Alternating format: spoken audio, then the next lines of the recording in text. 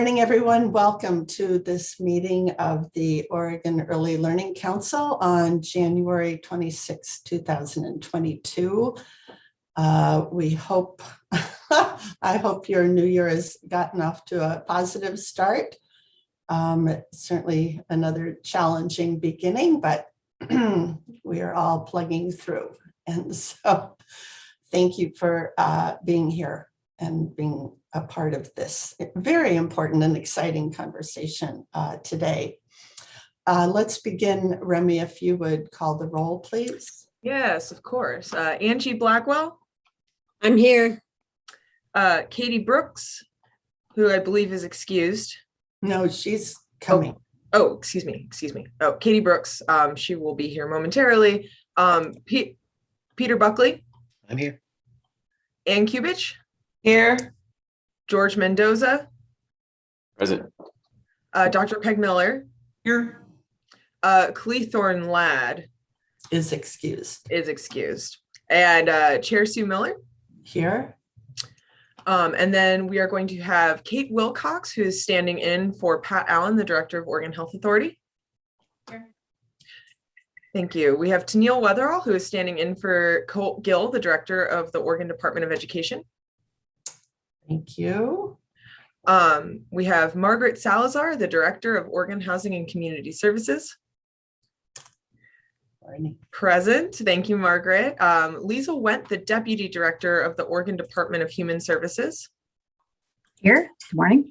Excellent. Thank you. And then Alyssa Chatterjee, the Early Learning Systems Director of the Oregon Early Learning Division. Here. Good morning.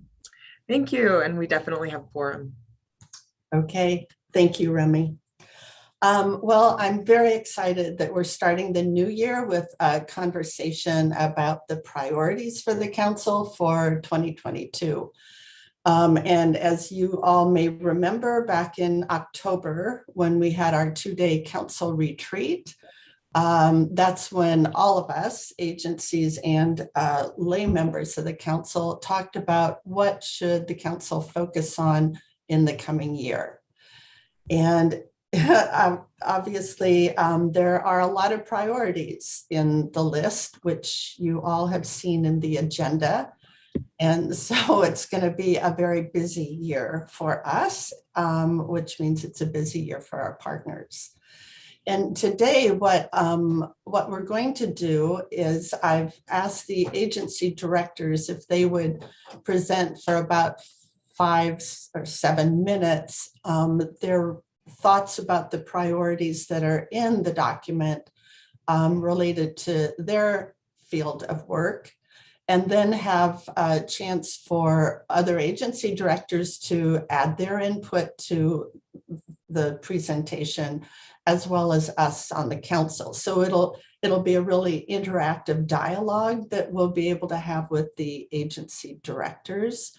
And I know that Liesl has a conflict, so needs to, she's going to lead off with ODHS's presentation, and then hopefully can stay on for a few minutes of dialogue with the council before she has to head off to another meeting. Surprise, surprise. So tis that season, as always. So if there aren't any questions about that or comments, we will go ahead and get started. And Liesl, welcome. Thanks for being here. Thanks, Sue. And I apologize. We are having our first ever all staff meeting. We've had 10,000 employees and we've never done an all staff meeting. So we're going to give that a try today. It's almost easier in a virtual environment, but we're all a little nervous about how that's going to go. So thank you. Thanks for accommodating that.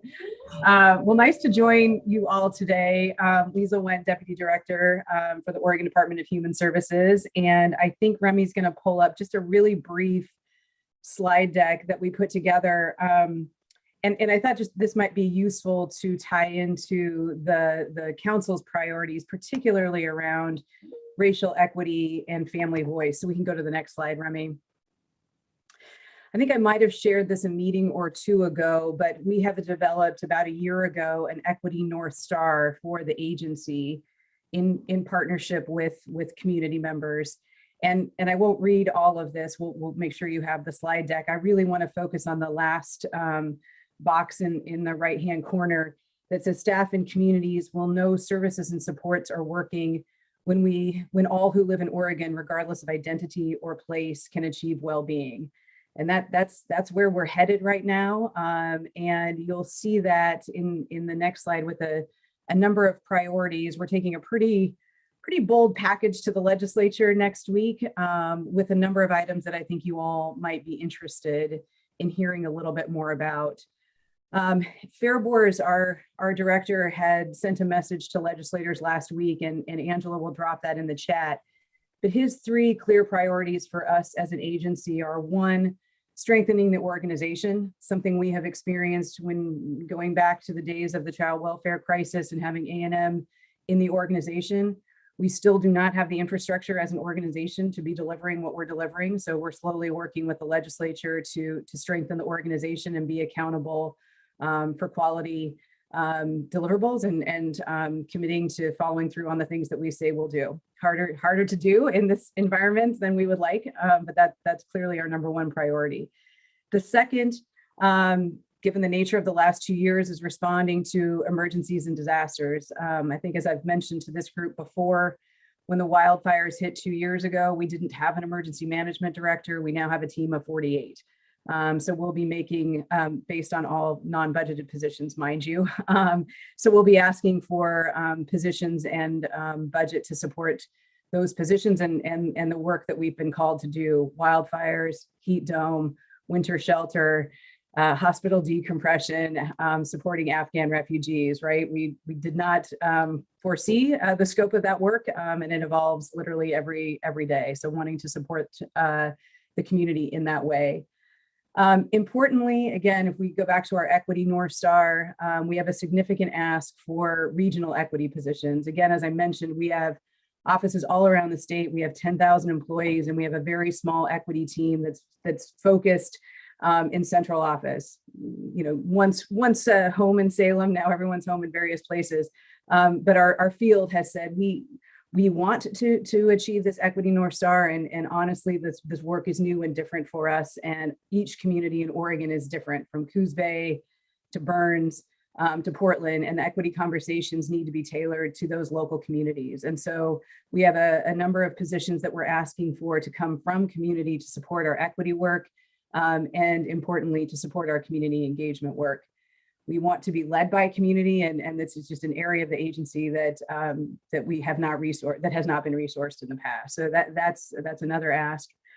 Another one that I think ties very directly to this group is we have some savings in the temporary assistance for needy families program, and so we've made a request largely for federal fund limitation, very small general fund ask, to start to serve families differently. So things like one-time clothing allowance, things like one-time cash grant. Right now, families get a monthly cash grant, but we have enough funding that we'd like to propose kind of once a year, giving folks an additional sum to be used for back to school supplies or whatever a family is in particular need of. And I note that it's also timely. There was an article in the New York Times literally 2 days ago with a study around universal basic income and some preliminary findings about how successful that has the potential to be for young children. So we're trying to modernize our approach to serving families and using as much federal flexibility from a policy perspective that we can find. So really excited about that particular ask. And I should note, we just launched a Tanf redesign effort. And again, modeling with equity and community engagement, we're putting community as the decision makers, not ourselves, and really hearing from families that have experienced TANF, community-based organizations who work with families. What should this program look like? Again, it's a federal block grant. We can't change everything, even though we'd like to, but what flexibility can we find, and how can we serve families better so that we're increasing their well-being and serving the children in particular in a more holistic way. And then lastly, you all are familiar with the one eligibility system that was formally expanded and launched just over a year ago. We're asking for additional staffing for that program. We've seen unprecedented increases in applications for Oregon Health Plan, SNAP that has been particularly responsive during the pandemic, which also comes with more people applying and needing more staff to accommodate. I think like everyone, we're challenged with workforce, people who are out caring for children, out with COVID, et cetera. So it's been an ongoing challenge to have the staffing to match the need in the community. So a lot on the table. It's going to be a fast and furious 5 weeks, but wanted to make sure you knew those particular asks were on the table, and happy to have a discussion about those. And then just one more slide about just some opportunities that we see with other state agencies and with the council. If we have heard one thing from community over the last 2 years is that our siloed nature does not serve families effectively. Families don't exist just needing SNAP or needing to make sure an older adult is safe in a long-term care facility. We have to meet families where they're at in a more holistic approach to serving families. We certainly can't do that alone. And I know Fair Boards has invited some of the state agency directors on this call and others to a conversation about how can we as a state begin our planning more effectively together, so that we're definitely serving families in a coordinated fashion. Improving alignment, we're looking internally to do that. And again, as I mentioned, really looking externally. Early learning and childcare are critical, as I don't need to say that to this group, you all know that. So looking forward, and we have been working closely with Alyssa and her team with the development of DELC, the Department of Early Learning and Care, and how do we make not just ERDC, but the suite of childcare and early learning programs available to the most vulnerable families in Oregon. So really looking forward to that effort being stood up. And then I think an area we talk about, and is probably some of the hardest work, is how do we bring family voice in a genuine way into our policy discussions and make sure that we're engaging families both in policy and improving our service delivery. So as always, welcome to collaboration on that point. And we'll certainly invite many of you to those tables as we begin to set them in 2022. So I think, Sue, with that, I'll just pause and open to questions, comments.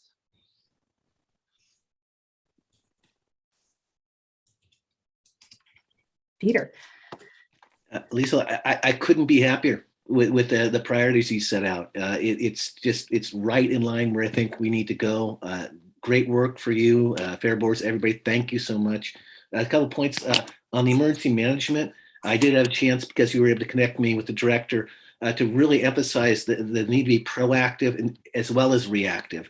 And we have to do the work. I don't know if you saw the study from Paradise, the fire in Paradise, where it was the connections, it was the relationships that allowed that community to weather that incredible disaster that they experienced. So I really want to encourage everything that can be done on the front end, not to wait for the disaster, but to help our communities build resilience on the front end, so that when the disaster hits, there's the ability to address it to the best of its ability. And the other point is, thank you so much on the idea of the one-time grants. That article in the New York Times, I thought was incredible in terms of talking about the increase in brain development for young children, have just that little bit more stability in their lives. And I think the more we can get attention on that, the more we can, I know Fairbo's been talking to former Governor Kitzhaber about, how do we make sure every child has a calm and safe in utero experience? How do we make sure every mom has the resource she needs, particularly in pregnancy in the first several months of life? So you're moving in the right direction. I just want to say thank you. Thanks, Peter. I appreciate that. And I'll try to find the New York Times article and drop it in the chat. I also happened to listen to a podcast over the weekend with the former mayor of Compton, who really was ahead of the time and doing a universal basic income pilot. And it's not that much money, right, per month. I mean, it of course tallies to a significant sum, but really helping us learn the impacts of those cash infusions to families. So thanks for that. And I would say I very much agree with you on emergency management, and we've been on this journey with Margaret and her team as well. And one of the observations I would make is, as a state, we do not have the understanding of what it takes to do that preparation and response. I worked 211 nationally, and I worked in Florida and Texas, the Southeast coast during hurricanes. Those states understand, right? They don't just evacuate every year without planning. And we still really, and I, it's top of mind because we're trying to pitch our ask. There's not that awareness among our legislators right now. You have people like Representative Marsh and Evans who very much understand, but I would say advocacy is needed from this group, that if we're really going to respond with an equity lens and from a community perspective, we have a long ways to go in Oregon to build the capacity to do that. And building it during a disaster, and Margaret can attest to that, probably not the best time to do that. So I agree with you. Appreciate the comments. Right. And Margaret, I don't know if you want to jump in on that piece while we have Liesl here. Absolutely. Well, thank you so much, Margaret Salazar from OHCS, and just appreciate Liesl so much, everything you said, and really excited to see the vision at ODHS. And, the disaster recovery work, we are absolutely in the thick of it. And just, for everyone's kind of, visibility, your state government is absolutely still in the thick of disaster response and recovery from COVID and wildfires and other natural disasters, as well as kind of really sprinting to catch up to the work that is long overdue around racial equity. And so this all is very, very urgent, big work. And I would just echo what Liesl said around the infrastructure not being in place. So, one example is that we are sprinting to stand up a wildfire recovery team, and we're in a labor shortage. And so we've got to fill about 40 positions. I think we've been able to hire 2. And it's just a very difficult time to be able to do this work. So it's just something that I think we all need to be aware of, no matter what sector we're working in, because we know that on the ground, it doesn't matter whether you're doing human services, early learning, housing, nutrition, healthcare, it's all connected for community members, and we just don't have that infrastructure in place. So just absolutely echoing Liesl's point. Yeah, thanks, Margaret. Wow. Council members, other comments? Yeah, Angie. Thank you, Sue. There were a lot of things in that presentation that really spoke to me, but I want to point out particularly how much I appreciated the bullet point about translating family voice into engagement and further into partnership. And that is a huge challenge. And we work closely with our parents in our program, but there's a very, very small handful that gets truly engaged and become partners. And I just don't think parents realize how important their voice is at the table, and for them to really see and grasp that what they're bringing to the table is actually being considered and folded into the plans for the future. So I just wanted to raise my hand to that. Thank you very much. Well, Angie, I would love to amplify that. One of the things that we've been looking at is how to compensate families for their time and expertise, right? Because we often ask families to come and they're giving us something and we don't always reciprocate. So I think that's a policy we're literally working on with OHA right now. So just thank you for that. Well, that is certainly a universal issue that I've heard cross-agency, cross-sector, nonprofits, stakeholders, everybody is focused on that. So I think to the extent that council can play a role in that, and we'll talk about it a little bit later, but we're trying to dip our toes into that with our listening sessions. So we're trying to figure out how can we help advance that agenda, which is cross-sector and common throughout the state. Yes, Anne. I just want to express and sort of ditto what others are saying about it, appreciating the key points that you raised for your priorities, Lisa. I think it's consistent with what we all have learned over time and what we all aspire to. I want to say one thing, which is I appreciate that your Equity North Star covers both identity and place, since as there are so many places that are systematically uninvested in and where inequities really are really high. On the issue of building community capacity for resilience, this is something that we at the Ford Family Foundation have really worked on over time, particularly in terms of building community capacity for mobilization, for collaboration, for working together to solve community problems. And this is really this kind of the long-term investment that I think is really important over time. And it relates to what we were also talking about the lack of how hard it is to hire people these days. And all of us are facing it. I just read a report from the Nonprofit Association of Oregon that said that almost half, I think it was 45% of nonprofits in Oregon currently have 20% or more of their staff positions unfilled. And so I think we are all facing this and sort of thinking about that problem. And at the same time that we're thinking about building community capacity and mobilizing communities, those go together. And we have started to accumulate stories that I believe will add up to evidence that says that building community capacity has actually created that infrastructure for resilience at the community level during COVID and during wildfire responses. And we have a couple of short videos that we put together about the investments that have been made in some communities that then allowed them to mobilize very quickly their whole community assets in emergency time. So I'm just grateful for that perspective on building resilience at the local level. It's really one community at a time, but there's lessons that have been learned about how to do it. And I am grateful for the state's commitment to invest in that. Absolutely. And I think, as you know, we changed the name of our emergency management team to the Office of Resilience and Emergency Management, entirely based on our experiences, particularly in Southern Oregon. So thank you.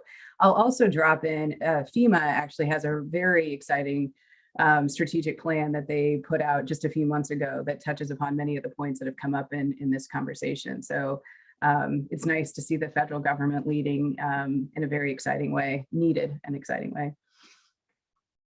And Anne, I think what you're bringing up is an interesting possibility also is to, for example, share the videos that you just referenced of what you've learned in your experience through the foundation, because that could well inform ODHS or other agencies in, what has already been going on the ground and what has been successful.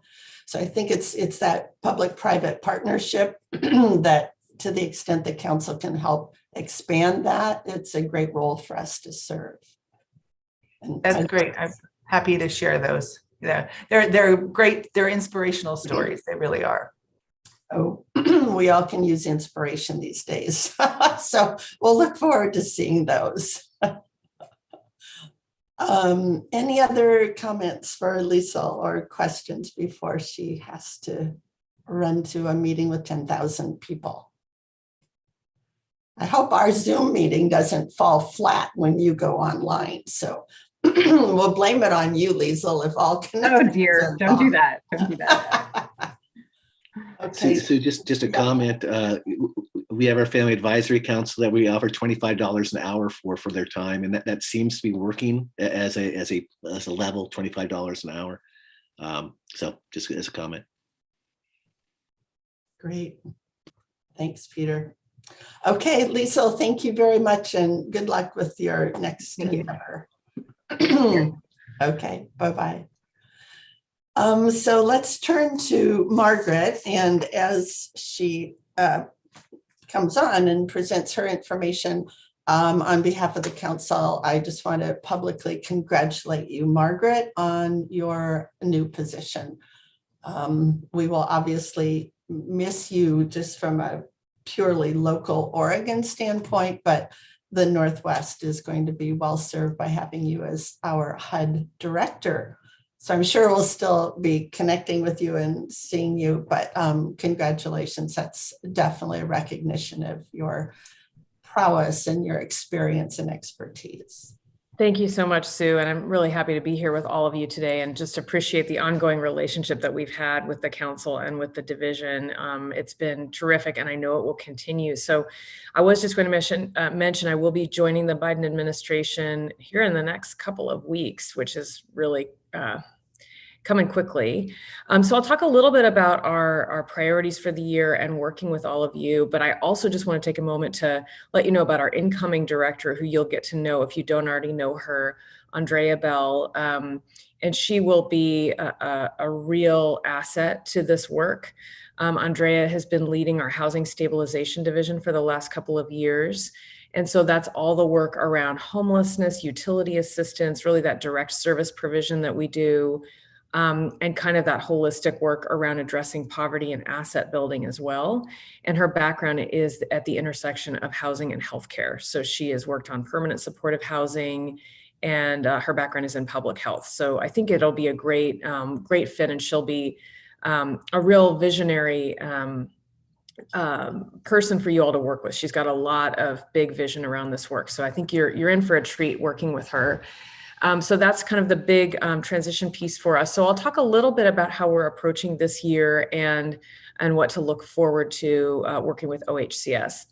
So we are absolutely in a year of implementation, of really driving forward the emergency response programs that we have under our purview. I think I've mentioned here before, we have, for a small agency of 240 people, we have $1 billion new in federal relief funding from HUD, Health and Human Services, Department of Energy, and more, and US Treasury.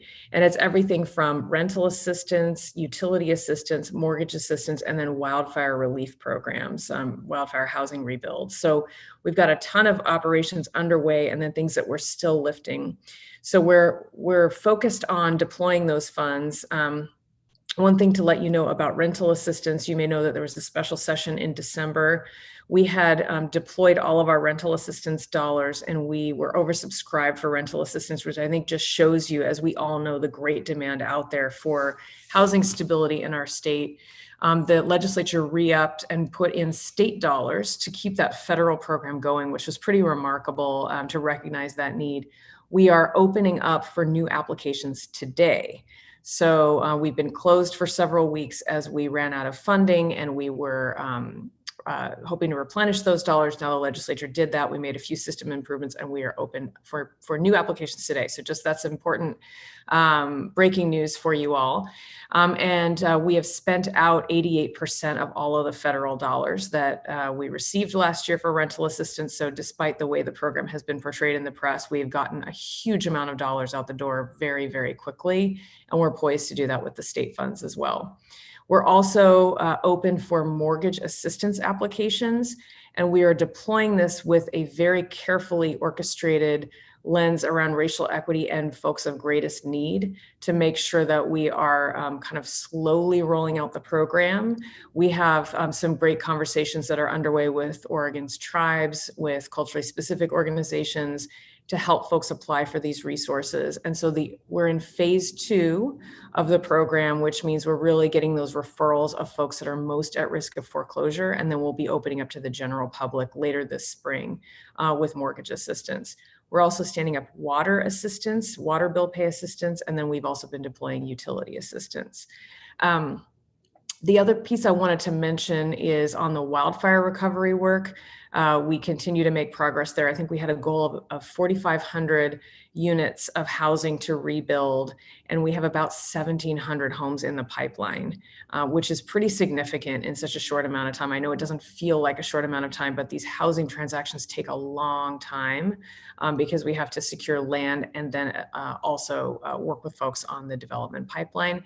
And we'll be putting out more dollars here in the next couple of weeks that are earmarked toward wildfire recovery, so that folks that have development projects can come in the door and receive these funds non-competitively. They don't have to compete with non-wildfire projects for these existing housing development resources. We also have a set aside that we're planning for culturally specific organizations and tribes to be able to access housing development resources. You know, supply has been a huge emphasis of our agency over the last several years as part of our overall statewide housing plan, strategic plan. Our goal was to triple the development pipeline, 25,000 homes in 5 years. We're in year 3 of the plan, and we're already at more than 18,000 homes that are in our pipeline. So we're exceeding that very ambitious goal. So that's an exciting part of our work. The other piece I wanted to mention is that we are, of course, going into a legislative session. So while all of that work continues, we do have a very significant budget ask going into the legislative session that we worked on with the governor. And this is a couple of things. So it's a $400 million ask. The lion's share of those funds, about 300 million of that, is to shore up that development pipeline. So, in the wake of COVID, we have supply chain issues, we have labor shortages, and those are both having an impact on development costs. And what we're finding is that our development partners are having trouble closing the gap and actually getting shovel-ready projects in the ground. And so we're asking for resources to help fill those gaps that were, unanticipated prior to COVID. So that's a big piece for us. The other theme in this is around home ownership. We can't afford to lose folks to foreclosure or default during this very difficult time, the folks that have struggled to make ends meet and get in a position of home ownership. And our existing mortgage relief programs are relatively small compared to the need here in Oregon. The role of housing counseling agencies is absolutely critical. And so we're asking for $25 million to shore up the staffing, to Ann's point around the nonprofit sector. These folks need funds for staffing, capacity, training to make sure that they can help homeowners navigate some of the new protections that are in place in the COVID era to work out issues with their mortgage servicers so that they don't have to come in the door and ask for mortgage assistance. There are other options for folks, and we know it's important to have appropriate language access and culturally responsive services. So that's also to shore that up. And then the final piece in our ask is an ask around asset building. We have the individual development account program, which helps folks to save for goals, including things like homeownership and education. And it's a matched savings account program. And right now, this is a perfect time to help folks to build back those assets that they've lost during the COVID era and be able to think about sustainable long-term recovery. So those are a few of the highlights from our budget ask. And then I would just also mention we continue on the partnership with the Early Learning Division around the co-location of early learning and affordable housing. And we have a partnership with the Low Income Investment Fund, which is a nonprofit community development financial institution that has done a lot of work in investing in early learning centers. And they're helping us to develop and map out a plan for what that co-location should look like so that we can access that $10 million fund that the legislature put aside earlier in 2021. They wanted to see a plan, which is great. And we're working closely with David and the team at the Early Learning Division, as well as the Low Income Investment Fund to put together that plan, and we expect to be testifying on that before the Ways and Means Committee at some point during the short legislative session. So we'll make sure that you all have information about that hearing. So I think I'll pause there and be happy to take any questions that folks might have. Okay. Wow, Margaret. That's $1 billion to get out the door is a challenge, even if you had 10,000 employees. So just to give you a sense of scale, Sue, because this has come up, and I know there's been a lot of press around rental assistance. There are more people, and we have hired an outside vendor to process rental assistance because our local community organizations were just too overwhelmed and couldn't scale up. We have more people at this outside vendor who are just processing rental assistance applications behind the scenes than the entire staff of OHCS. So that just gives you a sense of the scale of what's required for these disaster recovery and response programs. Talk about the lack of infrastructure. I mean, that's going to be a common theme, I know, because I know it's on Alyssa's agenda as well. So, yeah, absolutely. Okay. Yes, Anne. First of all, Margaret, thank you for all that you've done for Oregon in this period of time. Congratulations on your move. It's great for the Northwest. It really is impressive to hear about all that you've managed to mobilize. My question is about with the new housing developments and that you're working on, how many of them have been able to incorporate attention to supportive services, childcare, family supports, et cetera? And what's been your experience? Is it hard to make that happen? And is there any lesson about that you would want to share with the Early Learning Council on that front? Yeah, great question. Thank you for that. So around the kind of connection between housing and supportive services. So we've tackled this in a couple of different ways, and we have a couple different areas of learning. So the first one is we have a dedicated kind of program that we put into place on permanent supportive housing, and that's really service-enriched housing with on-site services, committed staff, sometimes 24/7 staff, and that's really, folks in the health sector are nodding. That's really for folks that are coming out of chronic homelessness and or with severe persistent mental illness, or otherwise need that really in-depth work. And that is a specialized model of housing that requires construction dollars, project-based rental assistance attached to the project, and supportive services. And that is a unique model.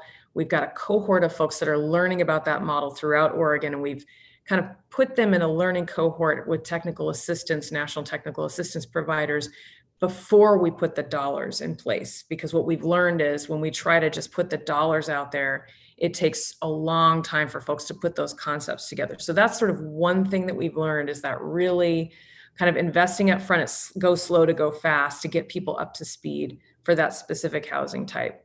But there's the other piece of just kind of that housing with those maybe less intensive support services for struggling families, for vulnerable and low-income families. And that's a model that we've worked on with something called the LIFT program, which is our marquee kind of housing development program that we've been building, so many of those housing units I spoke about.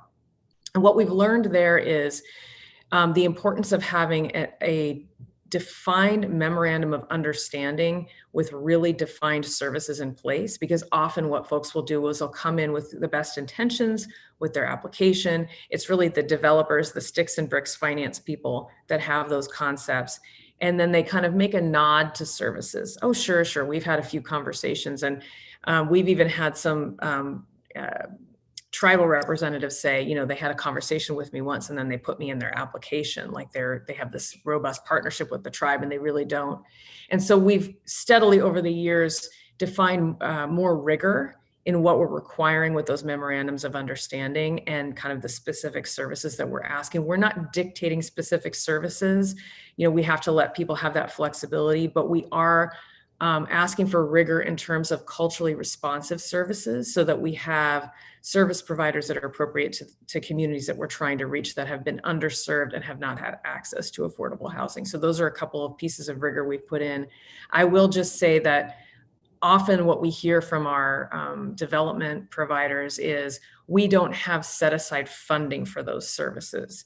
So we're expecting it in our applications. There's a certain piece of it that they can budget for in their operations, but there is a gap there. And certainly that's where philanthropy and other sectors can come in to help fund those services so that they're available, because a lot of those nonprofit organizations, again, feel kind of compelled to go in on these development projects, but they then aren't being adequately compensated for that work. So those are a few of the things that we've learned over time. That's very helpful. Thanks. And I appreciate this reflection on where other funders can come in to support some of that work. So thanks. Okay. Thanks for the question. And other questions of Margaret? Yeah, Katie. Margaret, also congratulations. Are you staying here or are you going back to DC?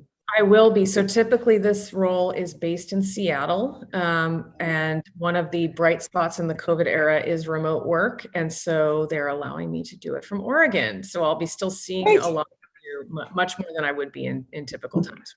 Great. Good. Lucky you. Good. I'm glad to hear that. Yes. So I had a question around your asset building portion. How much is going toward asset building? And can you describe what that actually looks like? What the programs are, how people can access it? Yes, I will. I will do a little bit of an overview, and I'd be glad to follow up with kind of we have a nice document that I can send you. So it's the Individual Development Account Program is the name of the program.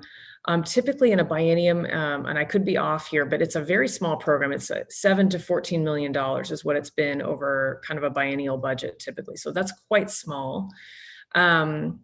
And we partner with, or we contract with neighborhood partnerships to administer the program on behalf of the state. They engage a number of fiduciary organizations around the state that work directly with savers. So they are kind of that community intake. So that has included CASA of Oregon, Immigrant Refugee Community Organization, NeighborWorks Umpqua, I believe, has been a participant, a number of other organizations around the state, and they work directly with savers. And what it looks like is a match savings program, anywhere from a 1 to 2 match, all the way up to a 1 to 3 match for folks to save for a defined goal, and that's defined in statute. So you can save for a down payment for a house, you can save to save up for a college education, they're save to purchase a vehicle. There's a new set aside in the program specifically for saving for an emergency, and I think that's where we're really focused right now, because we've all learned so much over the last 2 years about this hit from these emergencies. And so so what we're hoping to do is expand that program to be able to reach more savers. It's kind of a plug and play to be able to expand that work. And I know that Neighborhood Partnerships has been really pushing on a racial equity agenda for that program to really get the reach as well. And so we can, like I said, follow up with more detail. I will note that there used to be a federal program, Assets for Independence.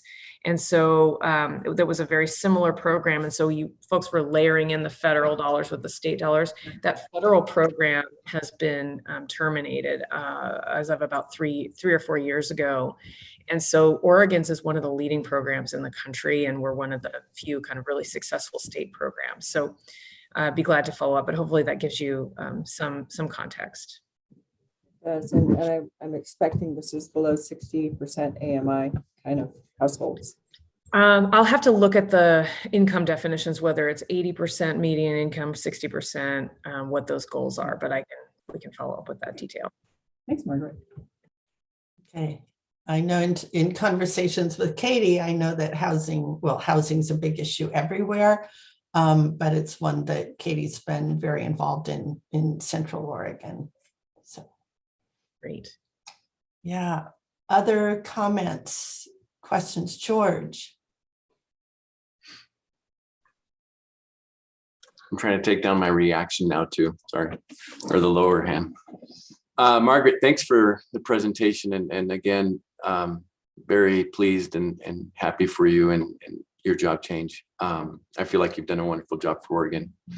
Some quick thoughts that I had while you were speaking is, in terms of the infrastructure side, right now it's pretty cool to do a lot of CTE things with construction programs. And if folks really want to help do more building, an investment in CTE with students to learn to become plumbers or electricians or contractors, or those that can do more infrastructure, especially in rural areas, that might be a way to really boost the pipeline for infrastructure in the future. And so I don't know if you ever would or could braid funds for education, for infrastructure development, but I'm just going to say CTE programs, especially in rural areas, really would appreciate funding to be able to do those kinds of things. Right now, there's a lot of declining enrollment in schools, and they're going to need funding to get off the ground construction programs. And I don't know if anything could ever be allocated that way, but that's something to consider if you want to create more folks in the job field. The other thoughts I had were the cost and the increase in cost. I feel like at least in LeGrand, there's been a couple projects that have been delayed. And I'm sure that the cost has been part of the delay and changes to that. So I don't know, I guess you probably already set aside projected increases over time for the cost of wood or the cost of metal or the cost of work. But I guess to me, I'm hoping that folks can still get their projects accomplished without having to do significant value engineering or if they have to, then they have to. But supportive of that. I also feel like in rural areas with childcare and childcare programs, there's really typically not enough. And whatever could be done with housing and childcare and centers, I think you said something in there about helping out with early learning centers. And I would just say again, in order for us to have childcare centers, we also need to have homes for people to live in, and whatever that relationship is. I think of like rural infrastructure development as a potential target.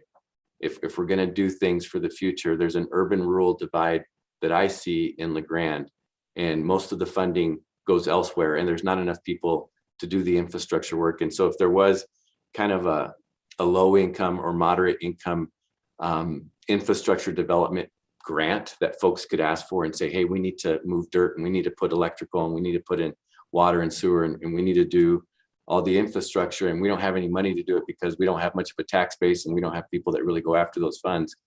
There's got to be something that hopefully incentivizes that, so that there can be more growth, and there can be better childcare systems, or there can even be low income housing.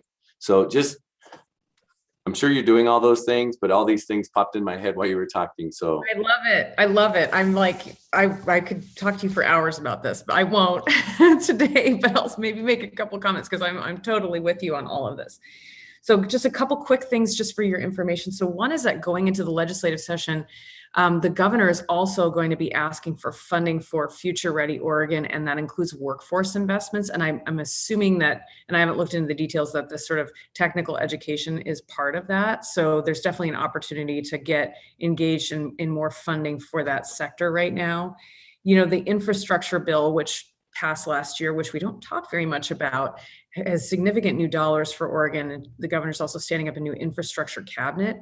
And I think that, again, the voice that housing and childcare are infrastructure needs to be in the room. And I can assure you that OHCS will put that forward. But I think the more that you all can lend your voices there, that, you know, if these dollars can be deployed in such a way that they're funding infrastructure that will allow for housing and childcare centers to be developed, I think that would be really, really critical. To your point about the lack of available labor and contractors, you know, one of the things we saw in the Great Recession was a lot of these small contractors folded, and they haven't really come back, especially in rural communities. We just don't have that sort of contractor base. We have a new initiative around minority women and emerging small business contractors in our development programs. And it's very, very hard to find those partnerships in rural communities. So we'd love to work on that piece as well. So, and then the piece around the early learning centers, we received $10 million from the legislature in 2021 to work on this co-location idea about building out early learning centers. And that's the piece I mentioned to you, that we're in that kind of study phase around presenting to the legislature on what our plan is. So as soon as we have that plan, we'll engage you all in that conversation before it's finalized.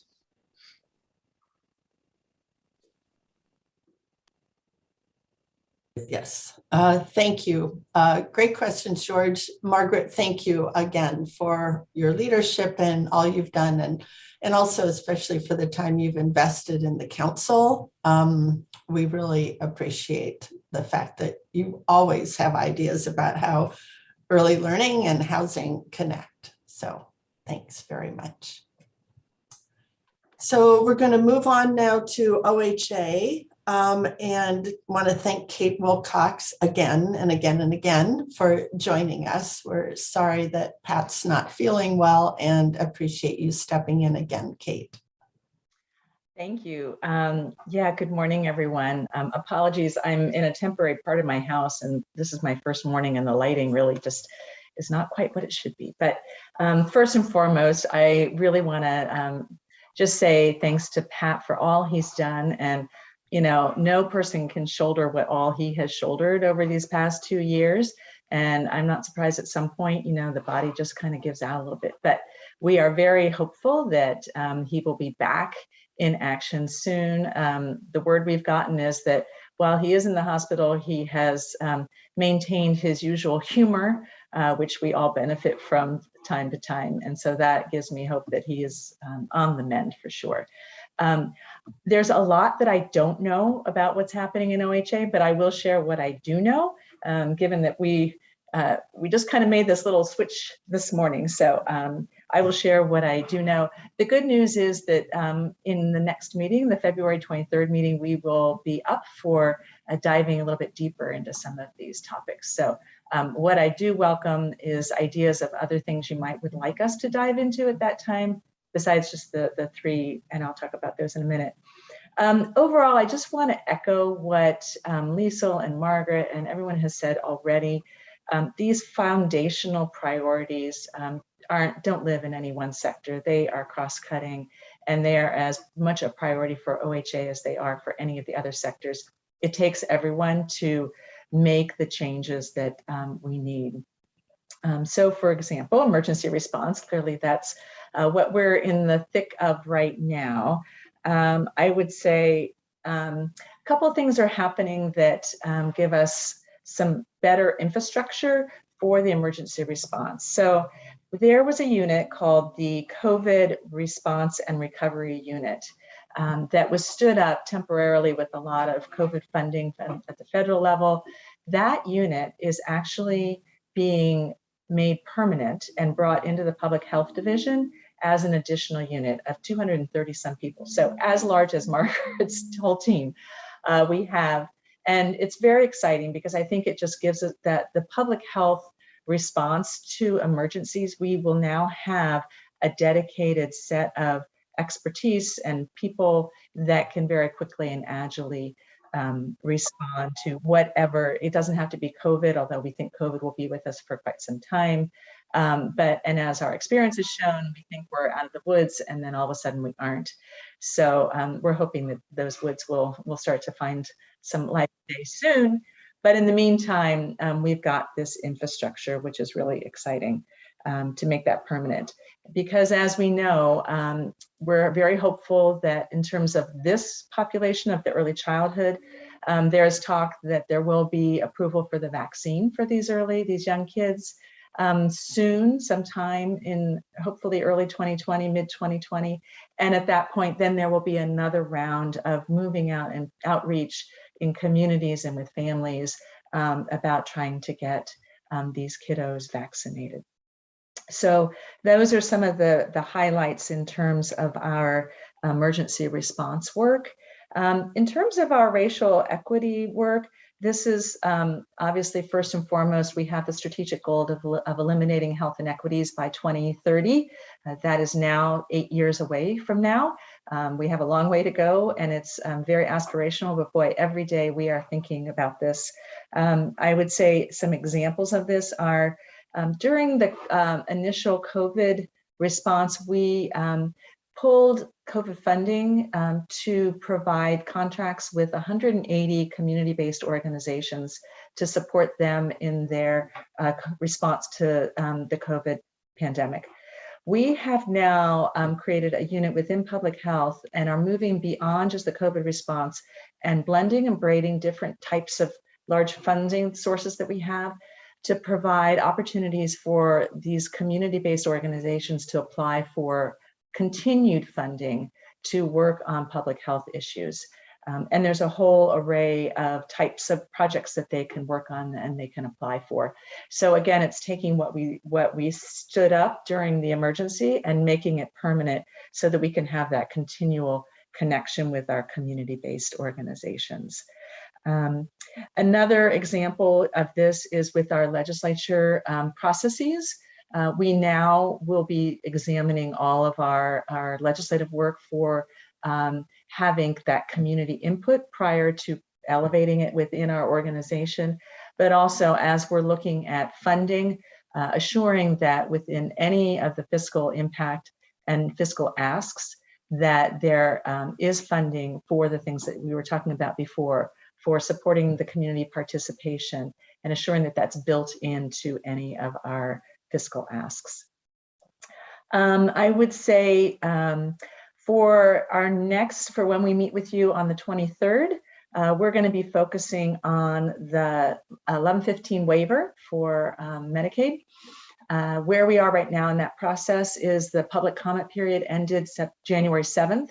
The team is now incorporating all of those. We have had some preliminary testing the waters, if you will, with the Center for Medicaid and Medicare Services, CMS. And to date, we haven't heard anything that is giving us pause. And as you may remember, this waiver is highly focused on children and families. There is a brief that I will pop into the chat after this that you all can take a look at. The website is also really quite robust, and that will be one of our topics for next month.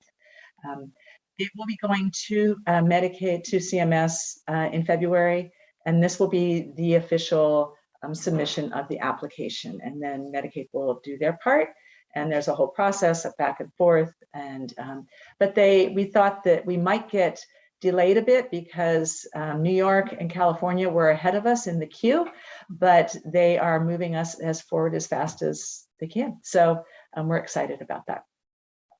And then along with that, we'll be talking about the CCO social emotional metric and giving you an update on what that looks like, as well as an update on the universally offered home visiting work. And I think we might want to somehow figure out how we can fit in some update around behavioral health. Our behavioral health unit is really growing quickly. They got a lot of wins out of the last legislative session and are trying to stand up a lot of really interesting work, and struggling also a bit with the hiring processes, as many of us are. So that would be one item that I think we would want to add to the list. A couple of other updates that I just wanted to share with you. We have had in the past a director of health and education, so trying to have someone out of the OHA director's office be that connective person, looking at both the work in education as well as health and making those connections. That person had been Kati Mosley. Some of you may have worked with her. She now is working in ODE as the director of and Tanel, you can probably share her title, Resilience and Equity, is that right? Yeah, Ready Schools. Ready Schools, yes. So that's a great benefit for ODE. She's an amazing person. She brings a lot of that health and racial equity along with her. So that position has now been temporarily filled within OHA. Ashley Thurstrup is the new director of health and education, and she's going to be participating with some of you on the looking at the family voice work that you all are going to be doing over the next month. I myself and Steph Jerem, who normally sit on the RUA Act group, will be popping in as we're able to, but Ashley is going to be the one that will be definitely there for all 3 sessions. She's really interested in those transition periods. So transitioning kids from pre-K into the K-12 setting is one of her great interests. So more to come on Ashley, and probably we'll get more FaceTime with her in the future. I talked about the 1115 waiver, February, and then one other in terms of the legislative work. I'm not as clued into all that's been happening at the higher levels with this short session. I'm sure there are many things. The word on the ground was we weren't going to put too much forward from OHA this session, but really focus more on the 23-25 session. And so work on that is starting in February as well. However, you will see it just got popped up, I think it's Senate Bill 1555, a technical fix to the universally offered home visiting bill that was passed in 2019. There were some holes. We knew it would probably need some technical fixes, and there were some holes that we needed to fill in terms of the participation of the commercial health benefit plans. So that just got dropped today. So more on that to come. But I will stop there. That's about all I know at this point, but I'm happy to field questions, and what I don't know, we can take back and get answers for. Thank you very much, Kate. As always, you're an amazing fill-in for Pat. So thanks. Peter. Thanks, Sue. Kate, with behavioral health funding, is there discussion going on about scholarships and dollars to help people get the training they need, get the education they need to join the behavioral health workforce? Is there any talk about student loan forgiveness? just love to know. Yes, and that is something I will need to follow. I have a tickle in my head, yes, but my brain is probably not the most reliable thing right now. But I am happy to find out and get back to you on that. Okay, I appreciate it. Thank you. Mhm. Okay. Yeah, trying to figure out the pipeline. Yeah, for all of this. And thank you for mentioning behavioral health, Kate. That is one topic that council members talk about all the time. So it'll be very helpful to get that update, which I assume can roll into some of the others as well. Other questions of Kate or reactions to what's happening? Yes, Peg. I just wanted to say thank you to OHA for the direct communications that they've had with providers. I think that's been really helpful. And just to make a comment about the vaccines, I think we still have a lot of work to do to get those 5 to 12-year-olds vaccinated, because surprisingly few of those children are fully vaccinated. And I agree. I think keeping kids in preschool and daycare settings and keeping parents at work, we really need to have those younger kids vaccinated. We're all looking forward to getting those very younger kids, the preschool kids, vaccinated as well. But I think we really have to put our heads together and rely on some of the trusting relationships that those families have with our providers, as well as their medical providers, to encourage those kids to be vaccinated and to reassure those families. Yeah, absolutely. Absolutely. Yeah, I think we've learned a lot, clearly over these past 2 years, well, a year since the vaccine's really been out there in a robust way, about what works and doesn't work in terms of outreach and working with families and communities and individuals in terms of vaccination. So yes, I think the youngest of them, it's going to be a different type of outreach and a different set of concerns that families will have as well. And so addressing those is going to be a big part of that, that preparation that I think people are working on right now. And you're absolutely right, working with those families already connect with and trust, healthcare providers, traditional health workers can be a really great way to reach into communities that haven't had the access. And so I think we're going to be working on that in a big way. Yeah, excellent point and great question, Peg. Other comments or questions of Kate? All right, Kate, thank you very much. And thank you and Pat also for agreeing to be the real focus of the first part of our meeting in February. We'll look forward to those updates. Awesome. Thank you all. Thanks for your patience. Yep, give our best to Pat. Will do. I asked him to stop falling off ladders, but I don't think that's what happened, but he's a fun guy, and a little bit of humor helps to heal both mind, body, and soul. So yeah, very, very good point. Okay, let's turn now to ODE and Tennille Wetherell, who is the Assistant Superintendent for the Office of Enhancing Student Opportunities. So Tennille, thank you very, very much for filling in for Colt today. We appreciate you being here. Yeah, absolutely. And thank you so much for having me. It's been really great to hear and learn from everybody today. I know of your agencies and work closely with Alyssa when we intersect. And so it's been a really great opportunity to be here. I think I'd start with our recent partnership with the ELD and the governor's office, where we completed the Early Intervention, Early Childhood Special Education Community Engagement Report. This report came about due to the passage of House Bill 3073, and we collaborated with Education Northwest to conduct a series of community engagements with families and community partners. It's been a common theme today that we need to listen and learn from our families and really be looking for ways to meet their needs by understanding their needs. And so we went about the process of carrying out 17 different engagement sessions and interviews in the fall. And our goal was to understand how children and families access and experience early intervention and early childhood services, and how our system could better adapt to the needs of culturally, linguistically, and geographically diverse children and families. What we know is we need to learn more about the people we're serving and how we adapt the ways we serve to better meet their needs. We had a lot of really great key findings in our engagement report that was released this month, and we can definitely put that in the chat if you haven't seen it.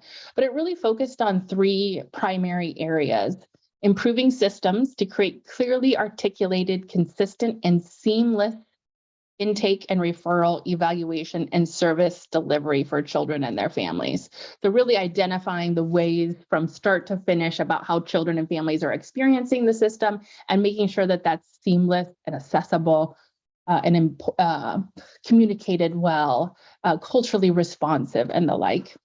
Develop thoughtful and connected partnerships through increasing awareness about our services with community partners, and inclusive practices serving children in the least restrictive environment. We're really concentrating on ensuring that children are being served in their neighborhoods, and that they're receiving the kinds of services that they need in ways that meet their families' needs, their individual needs, and really thinking through how we approach the work and how we engage with the work with students and families to enrich the emotions, the feeling, and the responses that come with the process of moving through the intake process, which is not always, it's a scary thing for families. It's something that is concerning, and we need to think through how we approach it in new ways, and then how we provide the services in ways that better meets their needs. We also are really concentrating on culturally responsive, flexible, and accessible pathways for children to receive their services. We shouldn't be looking at one-size-fits-all models. There shouldn't be only one model in a location, and really looking at the state as a whole and trying to help our providers and our families have access to models that work best for them, and to think through ways to support professional development and the infrastructure, thinking through some of the other agency reports and working with Alyssa's team around how do we support the infrastructure to ensure that those ways are present throughout the state, so that that students and families can find the right fit for their needs.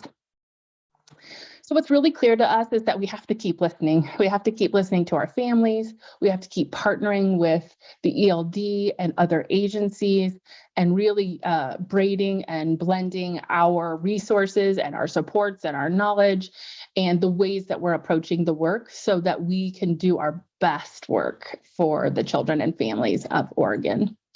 So our next steps with the report are to meet with the Oregon State Interagency Coordinating Council and the statewide leadership team for inclusion.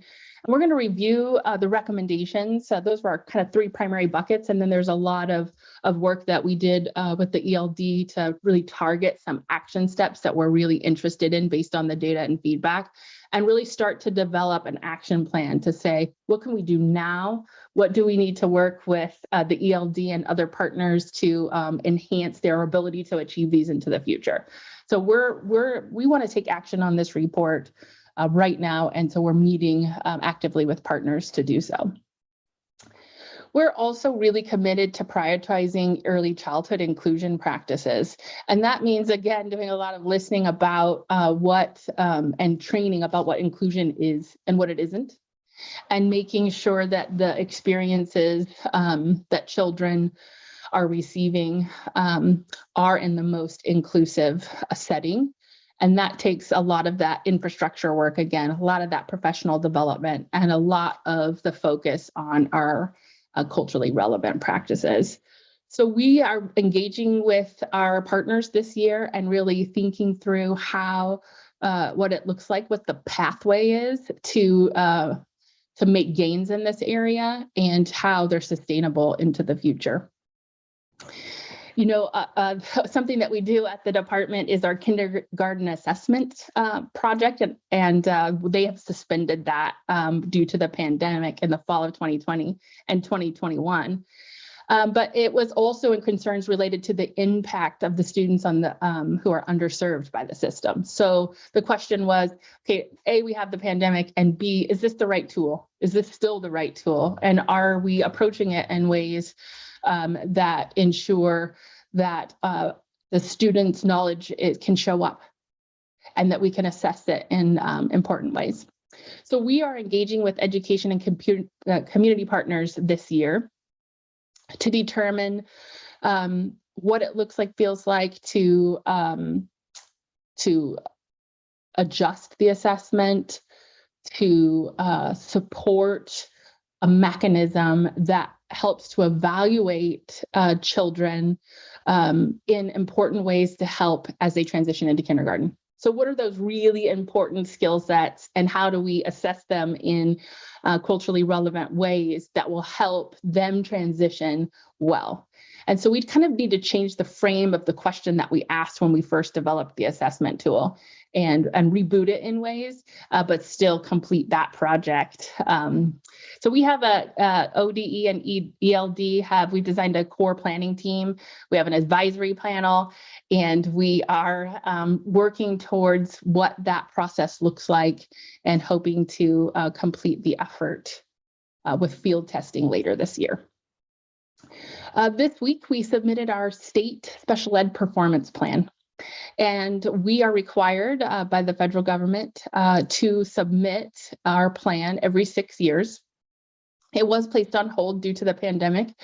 So we went about the process of engaging robust engagement this year with families, with our special education directors around the state, community partners, and a series of engagement sessions over the last couple of months.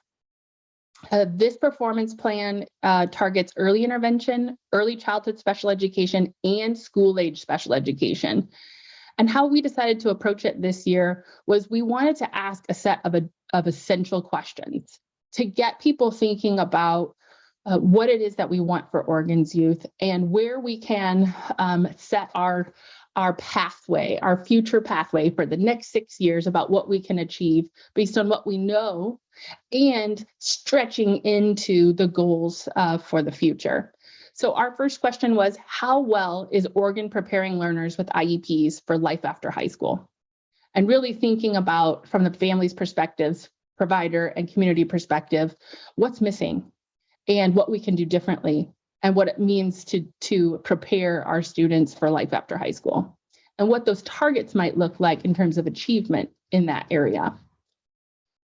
Are Oregon learners with IEPs and IFSPs learning in the same spaces as other children or students their age? So really getting at that inclusion piece and making sure that our students are being educated alongside their same age peers in general education settings. How engaged are Oregon families in the learning of children with IEPs and IFSPs? We really want to target how our parents are being engaged with, what ways in which they understand the processes and systems, and how we can help them be really connected to the educational process for their children. We know that special education is really complicated. It's complicated for everyone. And we use a lot of acronyms, and there's lots of laws and rules. And the meetings are scary places where we're talking about your children, which make you feel uncomfortable, and that they're so important. So how do we support parents' engagement, their knowledge base, their comfortability with communicating in ways that they can advocate for their children and for Oregonians as a whole? Like, really, we need to be listening and learning from our parents and what they think and feel around our Oregon system. So we really concentrated on helping, connecting with parents to help them to understand where we were going with our targets, but help us to set the targets based on their thoughts and feelings. We also, our last question was, how are Oregon learners with IEPs and IFSPs performing in key areas? You know, as a department, we have to take a look at performance standards, and we really need to be honest about, here's what we're seeing in these assessment areas, and here's what realistic but critical growth is over time. So this is what the data says. This is what we know we need. And this is what realistic improvement is. And so we have taken all of that data and set some targets and submitted that to the U.S. Department of Education. And what we'll do from here is take those goals and targets and engage with our partners to set the plans for professional development, for investment in resources, for technical assistance, and other support systems that we put inside our daily work at the department, and especially inside the Office of Enhancing Student Opportunities, which houses the special education sector for the next 6 years. We can adjust that as we see data shift and priorities shift, which is helpful. But it's a nice guide path for the next 6 years. So it was a huge project for us, and we were able to submit that this week. So we're feeling really good about that. I'll turn it over to you for questions, but again, I just want to thank you for allowing me to be here, and just deep appreciation for all the work that you're doing. And it's really exciting to see how we intersect, and how as a department, as different agencies and departments, we can work together to lift Oregon. So thanks again. All right. Thank you, Tanil, for a great overview of what's going on with the many connections that ODE has with ELD. And I know from talking to Alyssa and other conversations that work group around the KEA is a very important one. So we'll be looking forward to hearing more about that, as well as having the council more involved in the state advisory committee for the EIECSE program, the SIC. So are there questions of Tanil or comments? Peter. Yeah, Tanil, thank you. I was just wondering, do you have data on children who are in the foster care system who also have an IEP? Can we see how we're doing with those kids as well? Yeah, we do have some disaggregated data on our student population. I don't want to speak out of turn since I'm new to the office, but I will double check to see if we collect that strand of data and send it to you. I appreciate it. I mean, I think all the kids in foster care should have an IEP, but hearing you. Yeah, great question, Peter. You're right. Other questions from council members? Yeah, Peg. I just wanted to put a plug in again for rural areas. I know families with special needs kids have really taken a hit during COVID with lack of in-person services for a long time. And there are some services that just are not, can't transition very well to telemedicine or televisits. But one of the big problems in rural areas is the availability of appropriate special education providers, even therapists, speech therapists, occupational and physical therapists, and so forth. And so they're stretched very thin. And I think that affects the services that our kids get. And if there's any money or plans, you mentioned about infrastructure, I think that's a key part of the infrastructure that needs to be planned for, particularly in providing services in rural areas. Thank you, Peg, for the question. And I mentioned I'm new to the department. So I've been at the department for 7 months, but prior to that, I've been the superintendent at South Coast Education Service District in Coos Bay for 11 years. So definitely in a smaller community, and felt that pressure around the rural service provision and the stretching of services associated with not having the types of staffing populations that we need. And I think we see that statewide, but it is different. And I think George just would shake his head to say, I know we've chatted around how we pull staffing to our region. our regions across the state. So it's really important point that you've made, and one that we're really dedicated to ensuring. And that's another great thing that I've been when partnering with Alyssa is we talk about all of Oregon all of the time and really making sure that when we engage, we're not engaging along the I-5 corridor, we're engaging in meaningful ways with all of the counties in Oregon to really hear what we need to hear from the different aspects of Oregonians. We have been thinking through at the department how to invest in staffing pathways. I think what's interesting in our world is we may have a deaf and hard of hearing specialist or a vision specialist or an autism specialist, speech language pathology. And in some cases in Oregon, there's not even a training program that exists for that specialty, which makes it really hard. So doing a lot of thinking about what is it, and where do we partner to start to ensure that these pathways exist, and what does it look like to support them is but definitely been on our minds in the last couple of months as we've seen all of the staffing issues across the state of Oregon and especially in education. So focusing on that, and would love to report back on that with Colt in the next meeting or subsequent meetings. Thanks, Peg. Okay. Thanks, Tennille. Great question, Peg. I know there are others on this call who are also very interested in rural services.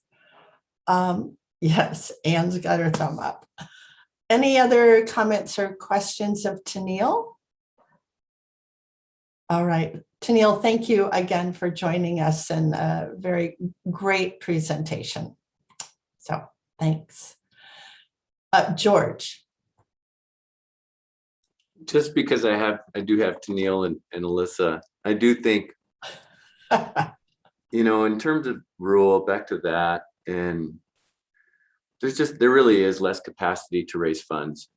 They don't have the same tax base, and they don't have the same amount of people that are for bonds or for levies or for a lot of things that they want to maintain what they have. But in order to get better services, sometimes we do have to spend money, but it's just harder. And in the end, having a high quality preschool system or having a high quality school system does take investment, and it does take folks sometimes considering what is necessary, and there is equity gaps or pay equity gaps. There are things that start to happen over time due to lack of resources, and folks do get stretched thin, and all kinds of things happen when you're a rural area because there isn't enough infrastructure and there's not enough people to do everything.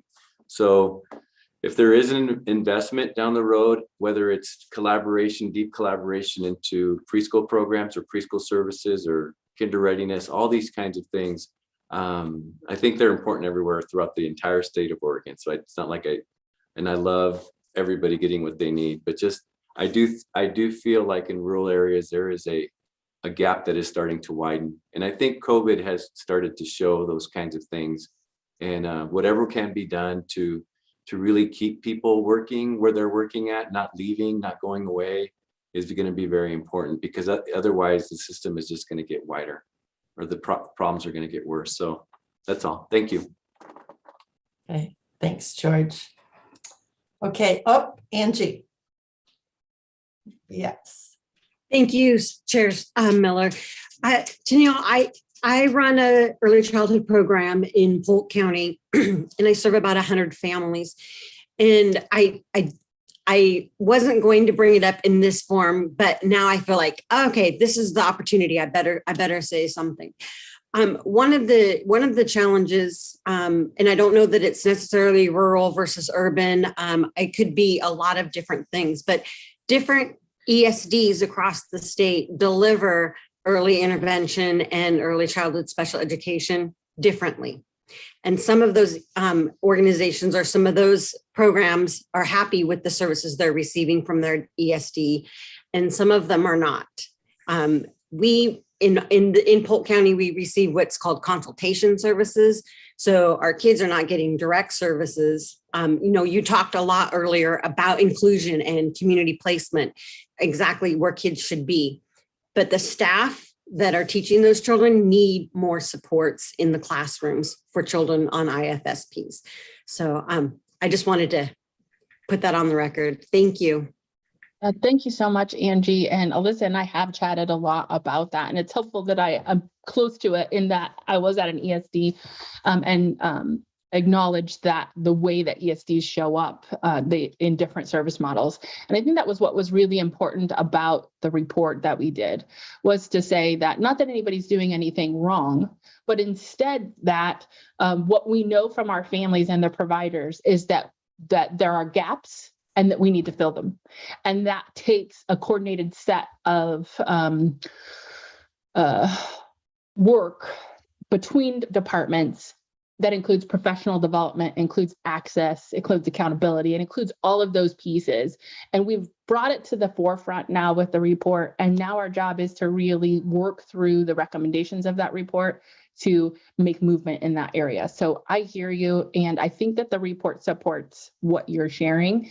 And I feel like the ESD community, the ECSC community acknowledges and wants to partner on moving our seamless system forward in partnership with the ELD. So I feel like we're ready to make those next steps, and I'm excited about the work. So thank you again for the important statement. Thank you. Thanks, Angie. Good time to bring it up. Okay, Tennille, thank you again. We appreciate you being here, and please give our best to Colt as well. So Council, we are going to move to the next agenda item, which is the update on the Tribal Early Learning Hub. And then we will hear Alyssa's agency update after our lunch break, when she also gives us the update on DELC. So she's agreed to kind of fold those together. Thank you, Alyssa, for your flexibility, as always. All right, so let's move to another very exciting topic, which is the Tribal Early Learning Hub. As you know, Angie is our council representative in those efforts. And Valeria, thanks for being with us again. Valeria is our staff person for that.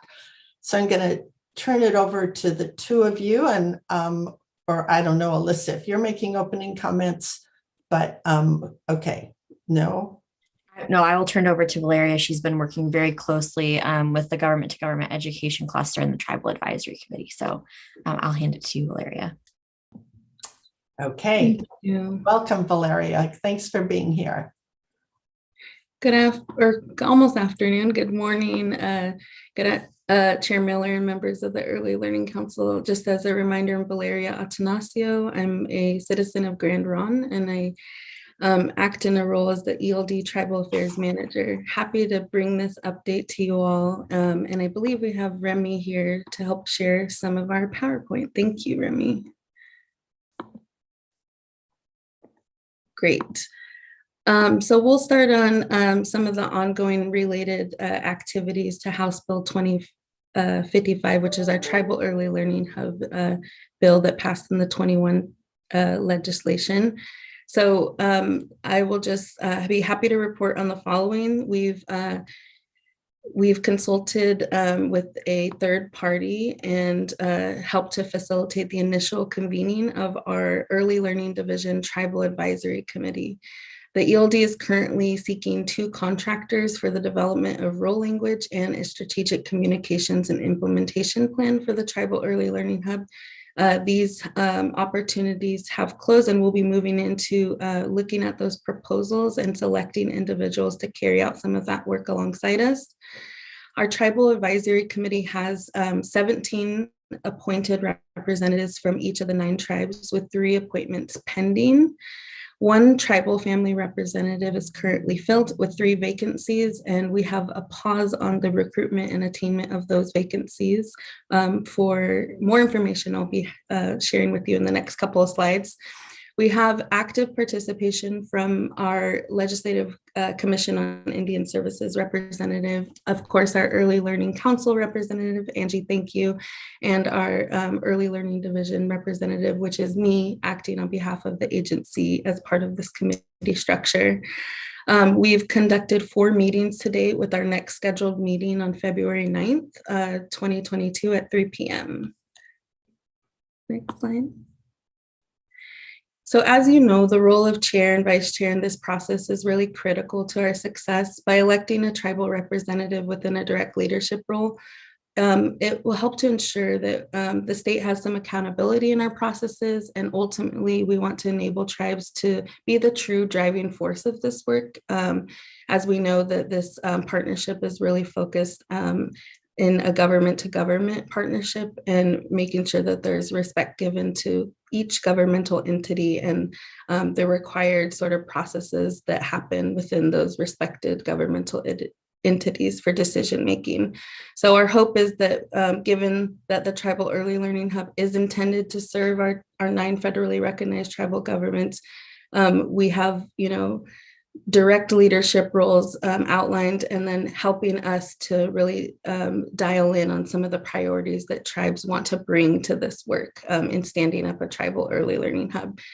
Valerie Switzler of the Warm Springs Tribe was elected as our chair, and Sandy Henry of the Cow Creek Tribe was elected as the vice chair for this committee. Next slide. So some of our meeting structure has also changed. When we initially started our Tribal Advisory Committee meetings, we were working through our agendas, which are fully available on our Tribal Advisory Committee webpage as part of the ELD webpage. And we were learning pretty quickly that we wanted, in order for us to really place that driving force back into the hands of our tribes and helping identify what the priorities are and making sure that we're moving along at a pace that is respectable, to each of the tribal nations, we had to kind of change the structure a little bit. So for now, we have paused recording meetings for public and instead are providing meeting minutes, which is allowed under the public meeting rules requirements. The structure of our meeting will begin with these 4 agenda items that are listed in front of you. Item number 4 is a newly added agenda item at the request of our Tribal Advisory Committee members, and will help us align better with the government to government consultative process that we seek to uphold. Next slide, thank you. So the purpose of the Intergovernmental Coordination, or the 4th agenda item, as you saw before, is really to work from a tribal state collaborative approach. And by beginning with tribal government partners meeting together at the start of our meeting without state staff, so they break out into their own private discussion in a virtual Zoom room to help discuss ongoing efforts more freely, to bring concerns and things to us as we move into our joint part of the meeting. So we're hoping that this will aid in that, and also allow really Tribal Advisory Committee members to help develop some of those direct partnerships that they hold, as this is a new forming committee. Some of them have worked together in the past, but we do have a lot of new members, and then so they're just getting their footing on working together and developing their own direct partnerships as well.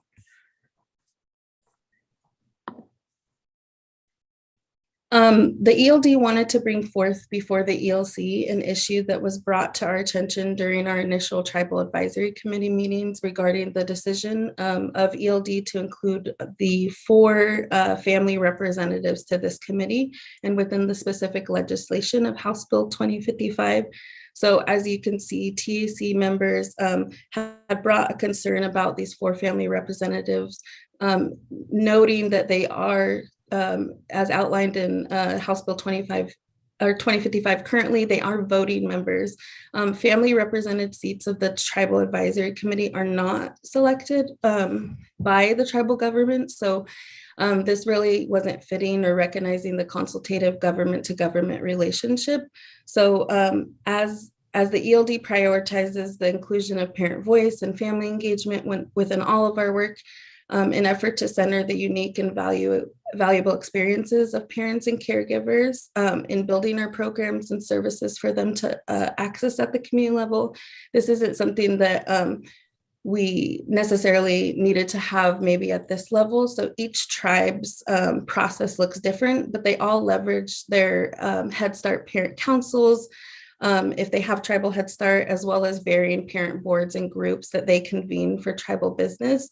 And their message to the state was, we need trust in the tribal appointees to do their job and bring parent voice into the recommendations of this said committee, and then make sure that moving forth that there would be really our focus would be on the government to government. So including really those tribally appointed members as members of this committee. Next slide. Thank you. So ELD heard, oh, sorry, Valeria, can we go back to that last slide? Because sure. I still don't understand this, even though I've read the legislation and the proposed change. So is the issue that there are going to be family representatives on the TAC, but appointed by tribes, or there aren't going to be any family representatives on the TAC? The issue is that there currently, as it's written, these 4 family representatives being on part of the TAC and having a vote that really acts in the interests of tribal government kind of like falls outside of like that direct government to government partnership that the state has with our tribes. And so because they are signified as voting members and they're not elected by the tribes themselves, plus with the addition of what I just mentioned and tribes having really that local community input and various ways of engaging with their families and bringing that voice into this work, it just wasn't really fitting. So I think really the issue is that we will be removing these family representative seats as part of this committee and relying on our tribal partnerships moving forward to make sure that that voice is included, and whether that be whatever that may look like in the coming months. But I think it could be like relying on those direct partnerships to when we're sending surveys or we're asking questions about like customer satisfaction or how programs are received by families, that we really trust our tribal partners to bring that voice into the room. And I'd be happy to share a little bit of space with Angie if you had any more to add in regards to that from the tribal government perspective.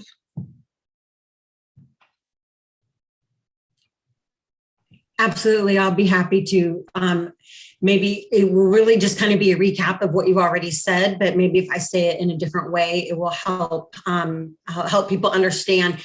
The hub, the idea for the tribal hub was really born out of the education cluster of the government to government tribal group, and they've been a part of the education cluster for forever, since its inception, and so the expectation was that this would be also a government to government process. And in order for that to be true, if tribes are appointing people to represent the tribe to engage in this government to government relationship, then they want the power and authority to appoint the people that they want appointed, if that makes sense. So if the TAC is made up of representatives who are not appointed by the tribes, then they shouldn't be speaking on behalf of the tribes. I hope that helps make that a little bit more clear. I certainly don't think anybody at all wants to remove the family voice from the discussion, but to fill that family voice in other ways, not a voting member on the TAC. I hope that was helpful. Okay, yeah, thanks, Angie. Okay, excuse the interruption. No, please feel free to interrupt, ask questions. Thank you, Angie, for that follow-up. I think you said it really well. So as the ELD heard some of these concerns around the composition of this committee, we'd really like to honor and respect that government to government partnership that this committee is really seeking to uphold. So we do recognize that this particular tribal advisory committee arrangement doesn't reflect that. And so we've since sought out both the tribal advisory committee's input and the 9 tribes input within the government to government education cluster to remedy the issue. ELD met with tribal representatives in a special meeting in January, or excuse me, earlier in January, in the government to government education cluster to discuss their thoughts on proposed legislation for changing the composition of the committee. We shared draft language and came to an agreement on a path forward that really does root ourselves in respecting government to government and upholding that established relationship with our 9 federally recognized tribes. And so to recap, just those concerns over the parent group in legislation doesn't fit that. And so we'd like to change that language. And so that's where House Bill 4033 now is the bill number came out, and I can go over the overview of what the changes will look like in the next slide. Thank you. So this essentially modifies membership of the Tribal Advisory Committee that helps advise the Early Learning Council regarding delivery of early care and education services to tribal communities within what we're calling the Tribal Early Learning Hub. And so it is a declared emergency bill that is effective on passage. So what it essentially does is we have a technical fix. So one of previously in House Bill 2055, the Legislative Commission on Indian Services rep, we did not signify in there clearly outline that this is a non-voting member or ex officio member. So we made that technical fix. Additionally, you can see where in the red and stricken out parts, those are the sections being removed. So it shall read as the Tribal Advisory Committee shall advise the Early Learning Council on the delivery of early care and education services to tribal communities of the state in a culturally specific manner.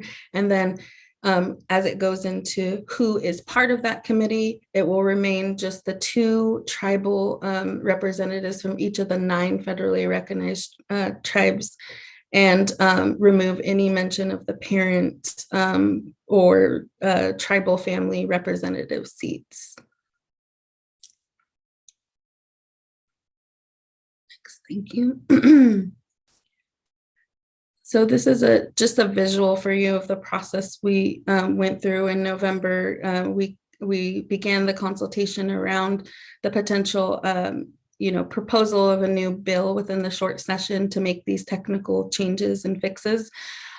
We presented that with our Tribal Advisory Committee and asked them their input feedback in December. We did review this within the Government to Government Education Cluster, and we didn't get as much of the consultation done that we would have liked. So we actually held that special meeting January 7th to do that. And so within that time frame, we've been able to come to this path forward, and now we're going to be entering the 2022 short session and have been assigned and given the opportunity and already notified some of our partners through the Government to Government Education Cluster of when this bill will be before the House Committee on Education, and allow them the opportunity as well to come support through oral or written testimony.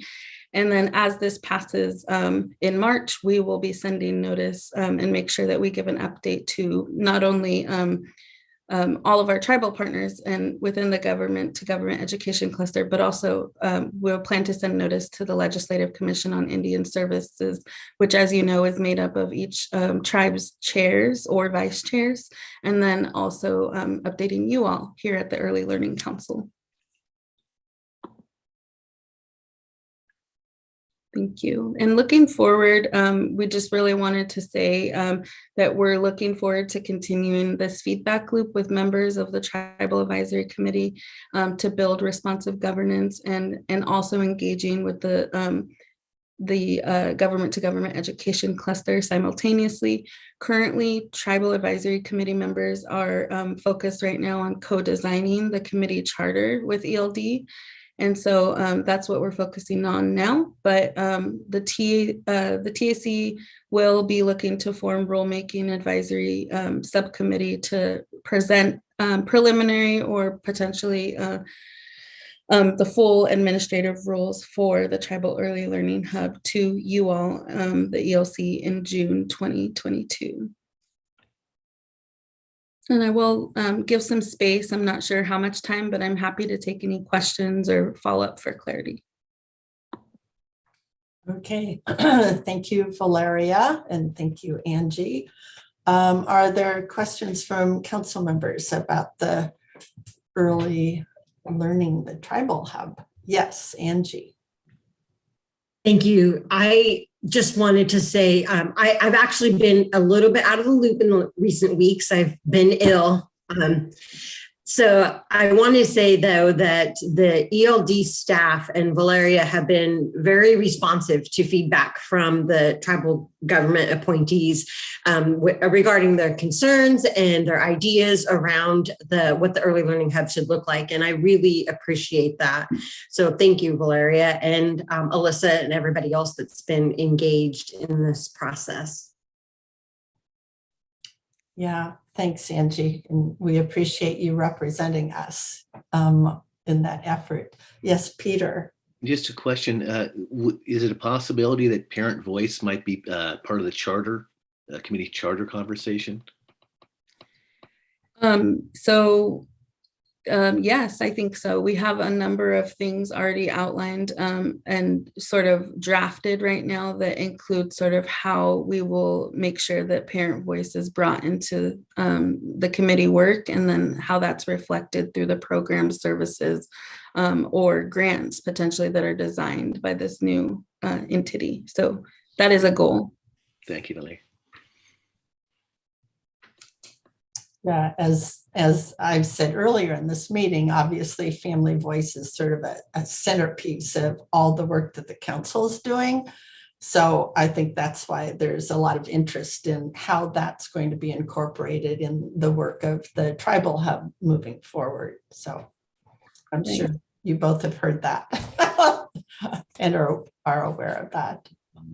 So if I could add, I think this, I want to just also appreciate the education cluster and the tribes for engaging in this consultation with us. I think as we're separating from the Department of Education, we really have to define what that consultative relationship looks like for us as we become DELC.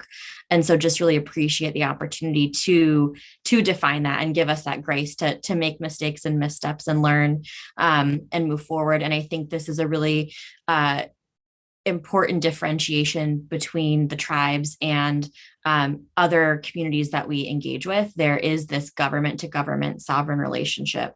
And so really understanding what our role as the state is as one of those two governments and the role of the tribes, I think is really important, and I think is really kind of coming to the surface here. And so how do we balance the goals of the state and the goals of the tribes and not have one kind of forcing the other in that kind of true consultative space? And so just appreciate Angie and Valerie and Sandy with the TAC and the TAC members, but also wanted to affirm too that, we are half of the consultation. And so the values you've mentioned, Sue, the values for family engagement, we'll have those in the charter, and those are still values that the tribes hold, but also that we as staff of the early learning division will hold. And so there's multiple avenues, I think, to bring this into the work without it being a membership requirement, and making sure we are respecting that government to government relationship. Yeah, thanks for that added clarification, Alyssa. Another piece I'm going to be really interested to understand going down the road is how the tribal hub is going to relate to our 16 early learning hubs.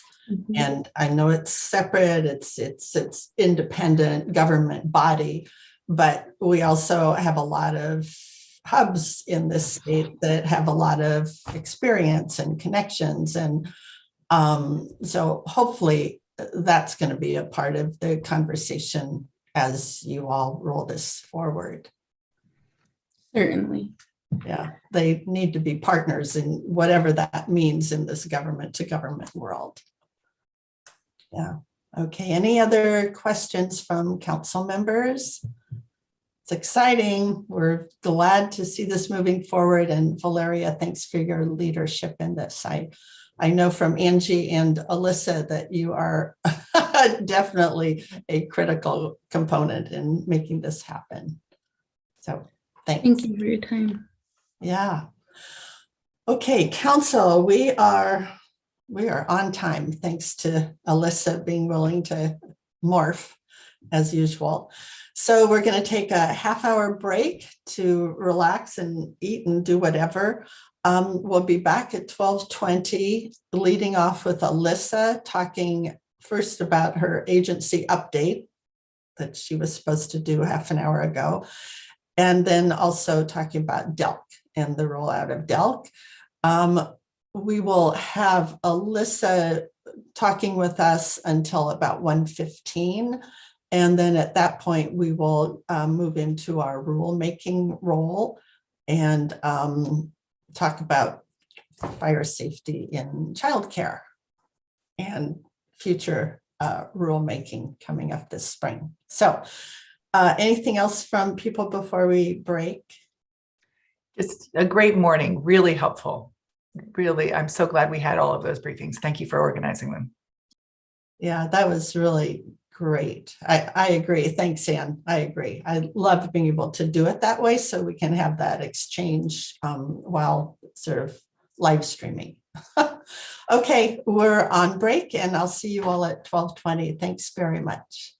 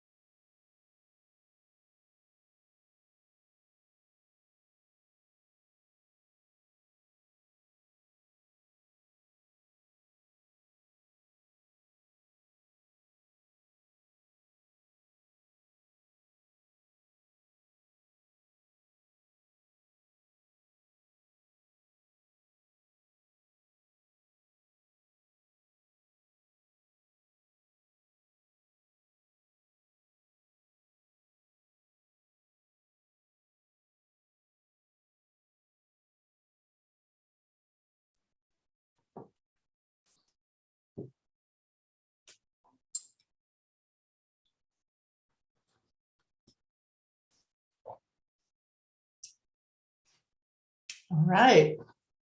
Good afternoon. Welcome back, everyone.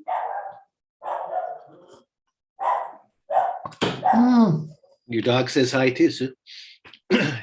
Right on cue. Hopefully that will quit very soon. I thought of you as you were walking your dog last night, Peter. I think I told you the dog we used to have, Lucy, when I would do conference calls, she would start barking if I talked too long. So she was a really good editor for me. She was like, "You're talking too much, stop talking." I should train mine to do that. I hadn't thought about that. Oh dear, it sounds like kids. Okay, let's see. Alyssa is here. George is off because he's traveling to another meeting, and Kali is still in her other meeting. So I'm guessing Katie will be back soon. But let's go ahead and get started because I know Alyssa has a lot to share with us. So Alyssa, thank you for being willing to kind of switch things around for us to stay on schedule. We appreciate absolutely. that. And thank you for the many, many projects, hoops, etc., that you have in front of you. It's quite remarkable. Thank you. So I will jump right in, and I'm going to apologize, Peter and Sue, because I am going to talk too much. So I don't have a dog to interrupt me. We'll see. Now that I say that, maybe Archie will wake up. I was going to say, you do have a dog. I've heard you. Yes, he's sleeping away right now. Let me see if my computer rebooted while we were on the break, which was great timing, but it means I have to make sure I have the right slides up for you all. Got it. Okay. And Alyssa, let me just double check. Is it still okay with you if we interrupt you as you go, or how do you want to do this? Absolutely. Please do. Okay. So I wanted to roll in my quick update for you all from this morning. So this is just kind of a snapshot, but as you all probably remember, we have the American Rescue Plan Act that gave us $224 million for childcare stabilization funds to go directly to childcare providers. So this was for our registered, certified family and certified center providers and our licensed exempt providers who were eligible. So we are, this data is a little bit old at this point, but I think gives you a really good kind of understanding. Most of the applications we received were approved. The 231 that weren't were largely because they were ineligible due to the start of their program. The federal legislation required that programs were open by March of 21 when the legislation passed. So most of these were programs that opened after that date.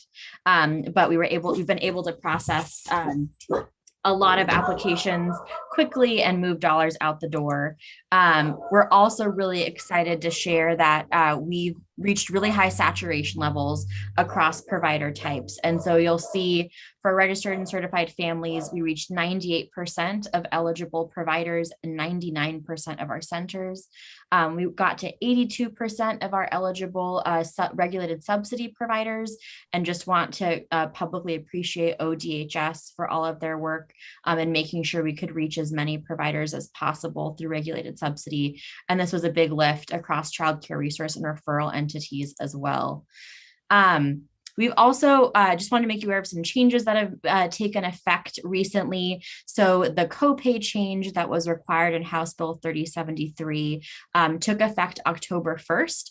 This was really exciting because we saw copay averages reduced down to $16 a month. There's a cap at $160 a month, and we've eliminated a copay for families below federal poverty guidelines.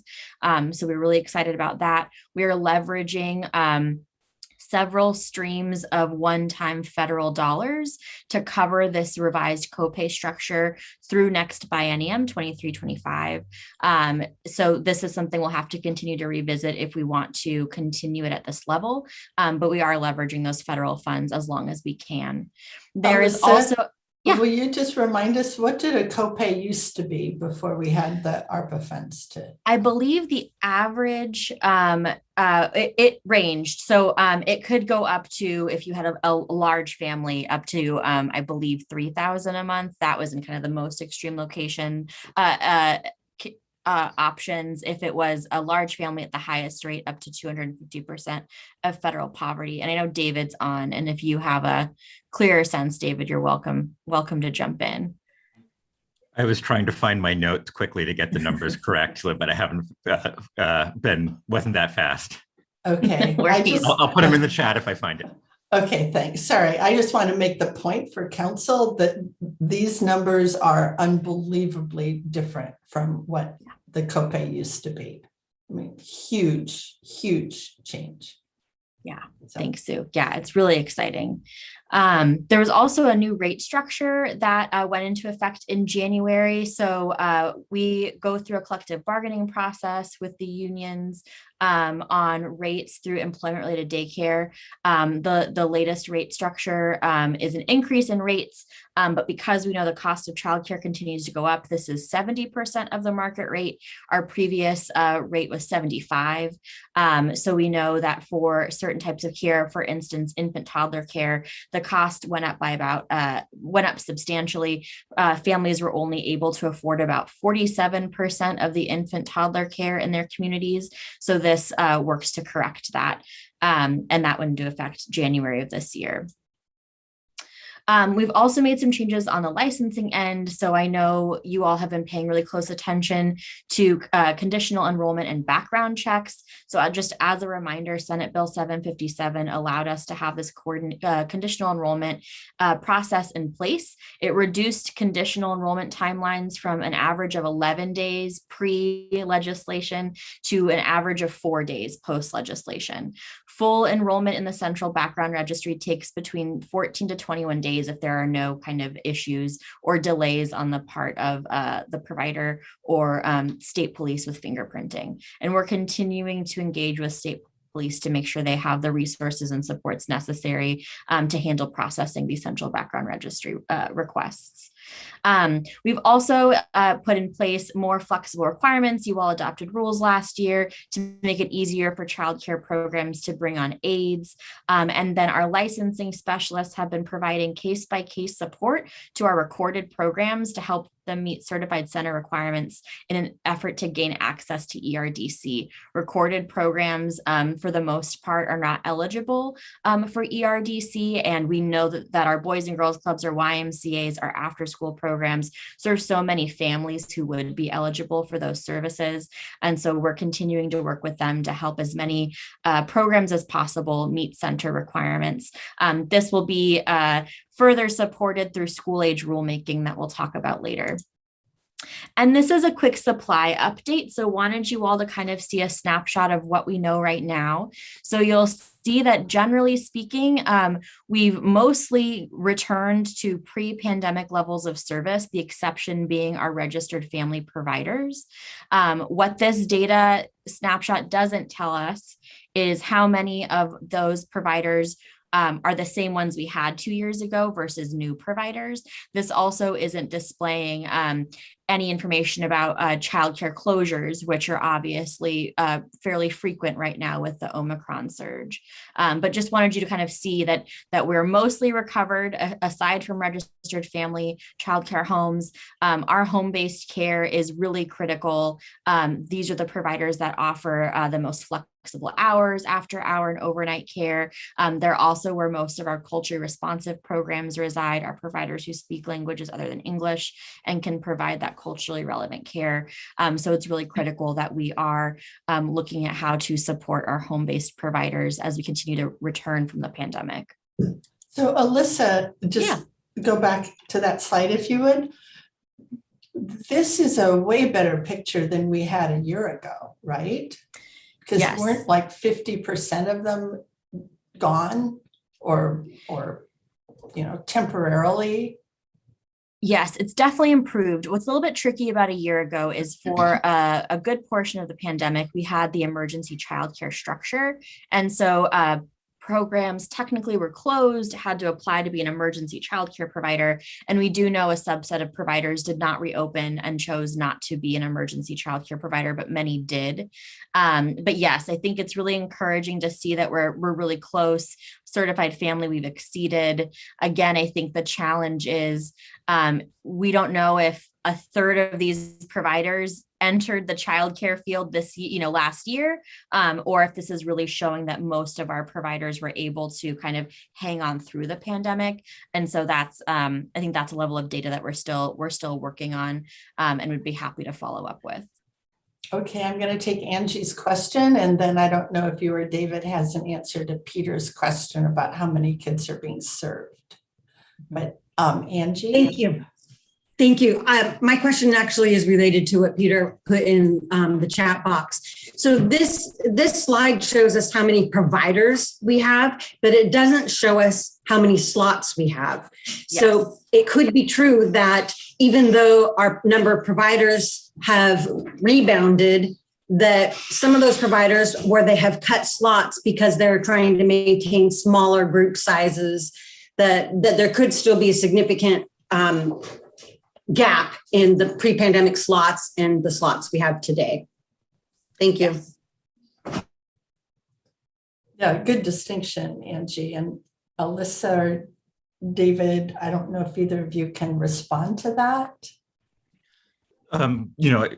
We are actually trying to sort of get better data on that. So what we have at the state level is the license capacity, but that doesn't sort of tell you, I think, I think the question that we're all asking during the height of the pandemic, the R&Rs were actually doing a lot of, direct calling of providers, at a more intensive basis to know what actual vacancies and enrollments were looking like. So we had a little bit better data on that. And I think we're trying to get a sense of what's the best way to get at precisely that question. But I just had a meeting yesterday with some folks internally on what's the best way we can try to get an answer, which is, to be honest, probably going to be somewhat imperfect. Yeah. So this graphic just shows you how much licensed capacity they have. This does not tell us available slots. It also doesn't tell us if they're actually serving the number of children they're licensed for. So you might be licensed for up to 16, but don't want to care for more than 12. Those kind of nuances aren't displayed here, but it does give us a sense of how much licensed capacity we have, but not available capacity. So to David's point, that's a level of data that we'll continue to unpack. I think that's another example of the type of work we're hoping to wrap our arms around more fully as we develop our own provider management system as we become DELC going forward. That's not going to happen quickly because IT projects and IT procurement take even longer than regular procurement. But I think that's something that we're really looking forward to in the coming years, is being able to more easily break down that level of data. Great. That will be very informative, obviously. Yeah. And Katie, we're working on the regional breakdown. We couldn't pull it together for today, but we'll follow up with that information. Capacity. Yeah. So that's a level of data, Peter, we're going to still have to pull apart. I think one of the challenges is what providers are required to report to us. And so we don't necessarily have insight consistently. We don't get reports from every provider around what their capacity is. 211 info is sort of the main conduit right now, and the child care resource and referral entities work to make sure that 211 is updated as frequently as possible. But it's kind of that moving target. I was thinking of system capacity instead of. Oh, sure. Yeah, if we have the numbers on system capacity. Yeah, no, we could send more information. I would say we have some levels of data on the after school and recorded programs that we can provide that's not as in depth, but we have some of that. I think in terms of our kind of operating systems, we're continuing to work with our childcare, CRIS, our childcare regulatory system, that is at this point, I think, almost 20 years old. I think it was 10 years old when I first got here. And so that's going to be another part of the provider management system replacement, because there's limitations to the level of data we can collect and track with that system.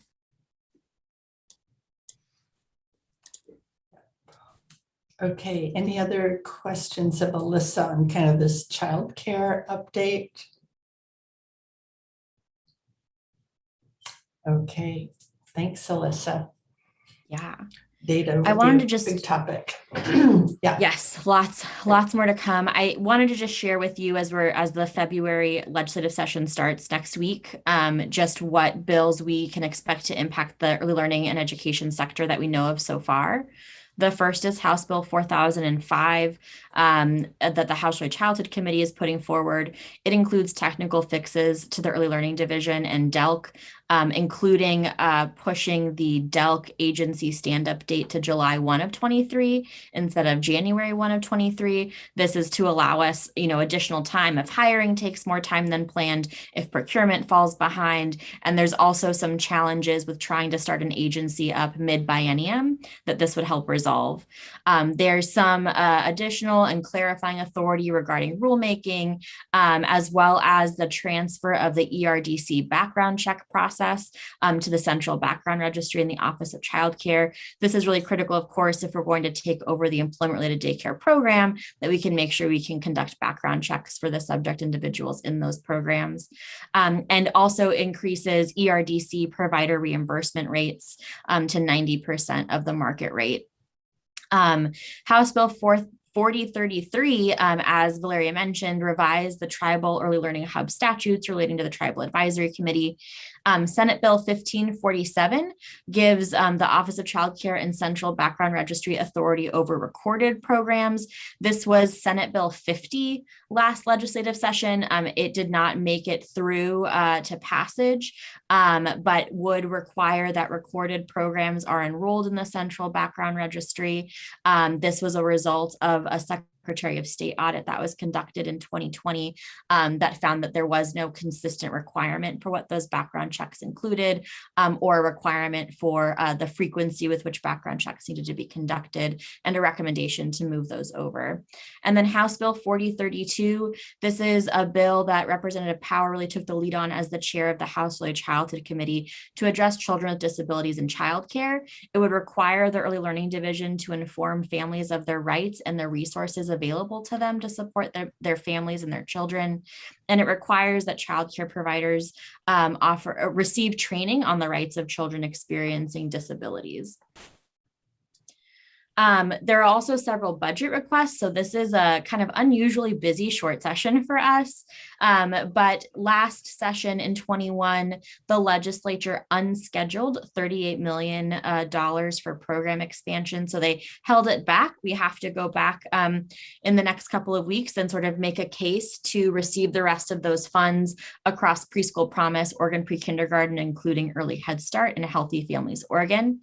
5.2 million of the funds were unscheduled or held back for the Early Childhood Suspension and Expulsion Prevention Program.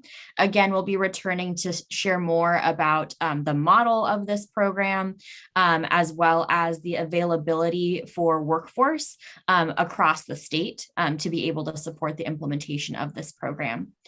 There is $5.8 million in a special purpose appropriation. So these dollars were earmarked for DELC implementation for 34 positions.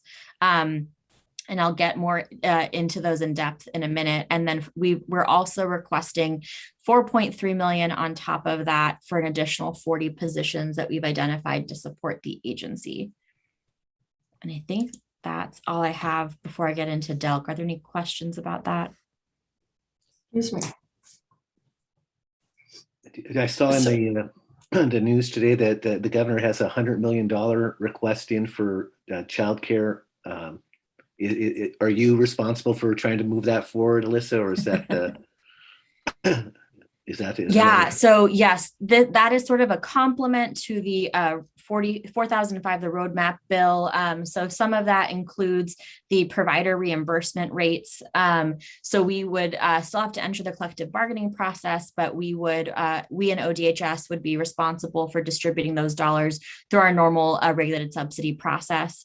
It also includes the total of $10.1 million that we are asking for DELC positions.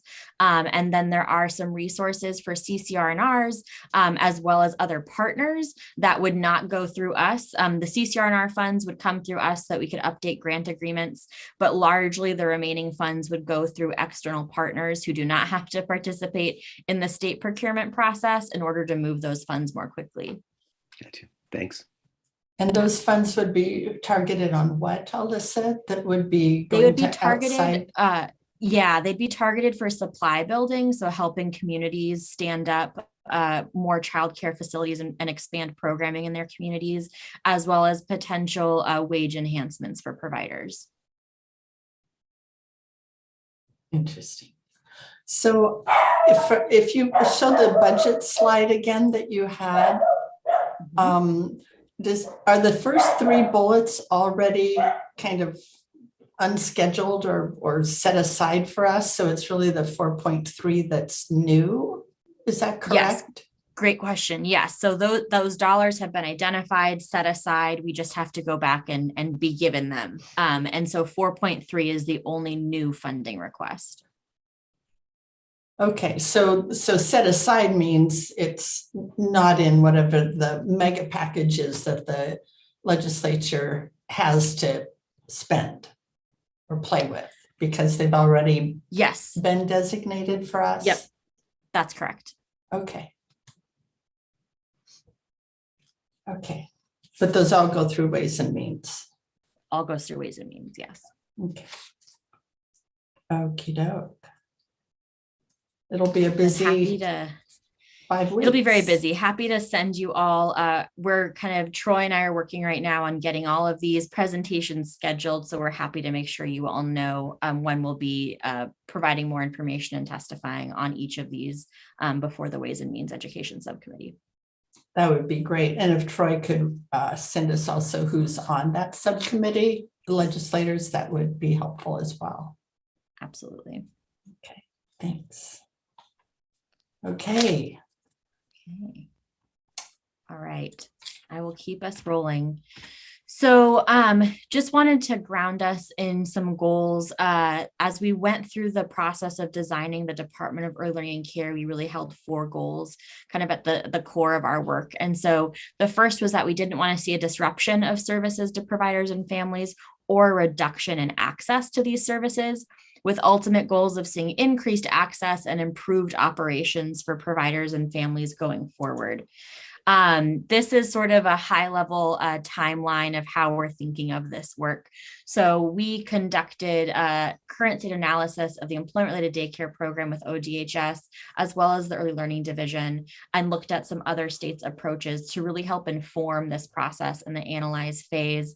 As you can see, we're pretty firmly in this design and build phase of the work. So we've gone through mission, vision, values, drafting. There's going to be a lot more work to do there in the spring with families, providers, and other partners, looking at the budget impacts and creating kind of that preliminary project roadmap that we'll be working through. We agreed on some transitions related to the employment-related daycare program and other childcare subsidy programs at the Oregon Department of Human Services. We'll be moving the direct pay unit, which is responsible for paying providers through ERDC, as well as the childcare policy team that supports ERDC, to the Department of Early Learning and Care by July 1 of 23, when the program moves. We are intending to have ODHS field staff continue to support ERDC applications as part of their existing eligibility determination process, and for the one eligibility system to continue to support that process. Again, wanting to make sure we didn't see a reduction in access to any services. Other support functions will be managed through interagency agreements between the Department of Early Learning and Care and the Department of Human Services. So this includes child abuse investigations, records management, payment and recovery, fraud investigations, hearings, and rules. And we'll continue to evaluate if those interagency agreements are needed beyond next biennium. We'll also be migrating the Inclusive Partners program and positions to the Department of Early Learning and Care. This is a small unit that provide services to about 125 families with children who are experiencing disabilities as they access childcare. These positions and this work is actually funded by CCDF. And so we're just moving that work back over to DELC. We'll also be migrating Head Start contracts and the Teen Parent Program from ODHS over to the Department of Early Learning Care. And then the goal is for DELC to conduct background checks for license exempt providers. As I mentioned, that's going to be part of House Bill 4005. So we need that legislation to pass in order for that to happen. So I mentioned we'd done a current state analysis and just wanted to kind of highlight a few key takeaways. I know this is a lot of text and a lot of information. The first is back office functionality. So it's important to just highlight that most systems that we leverage right now are either owned or administered by other agencies. So ODE has the infrastructure that we utilize for procurement, for fiscal and accounting services. ODHS has the provider payment system. So staffing levels in DELC need to be representative of what it takes to support a separate agency and provide those needed supports. Data management and analysis. The current state analysis of the Early Learning Division really highlighted the lack of critical data analytics infrastructure that we currently have. And so we wanted to take this opportunity in building the new agency to make sure that we build the capacity to make our systems more data-based and effective so that it's driving our decisions in a data-driven fashion.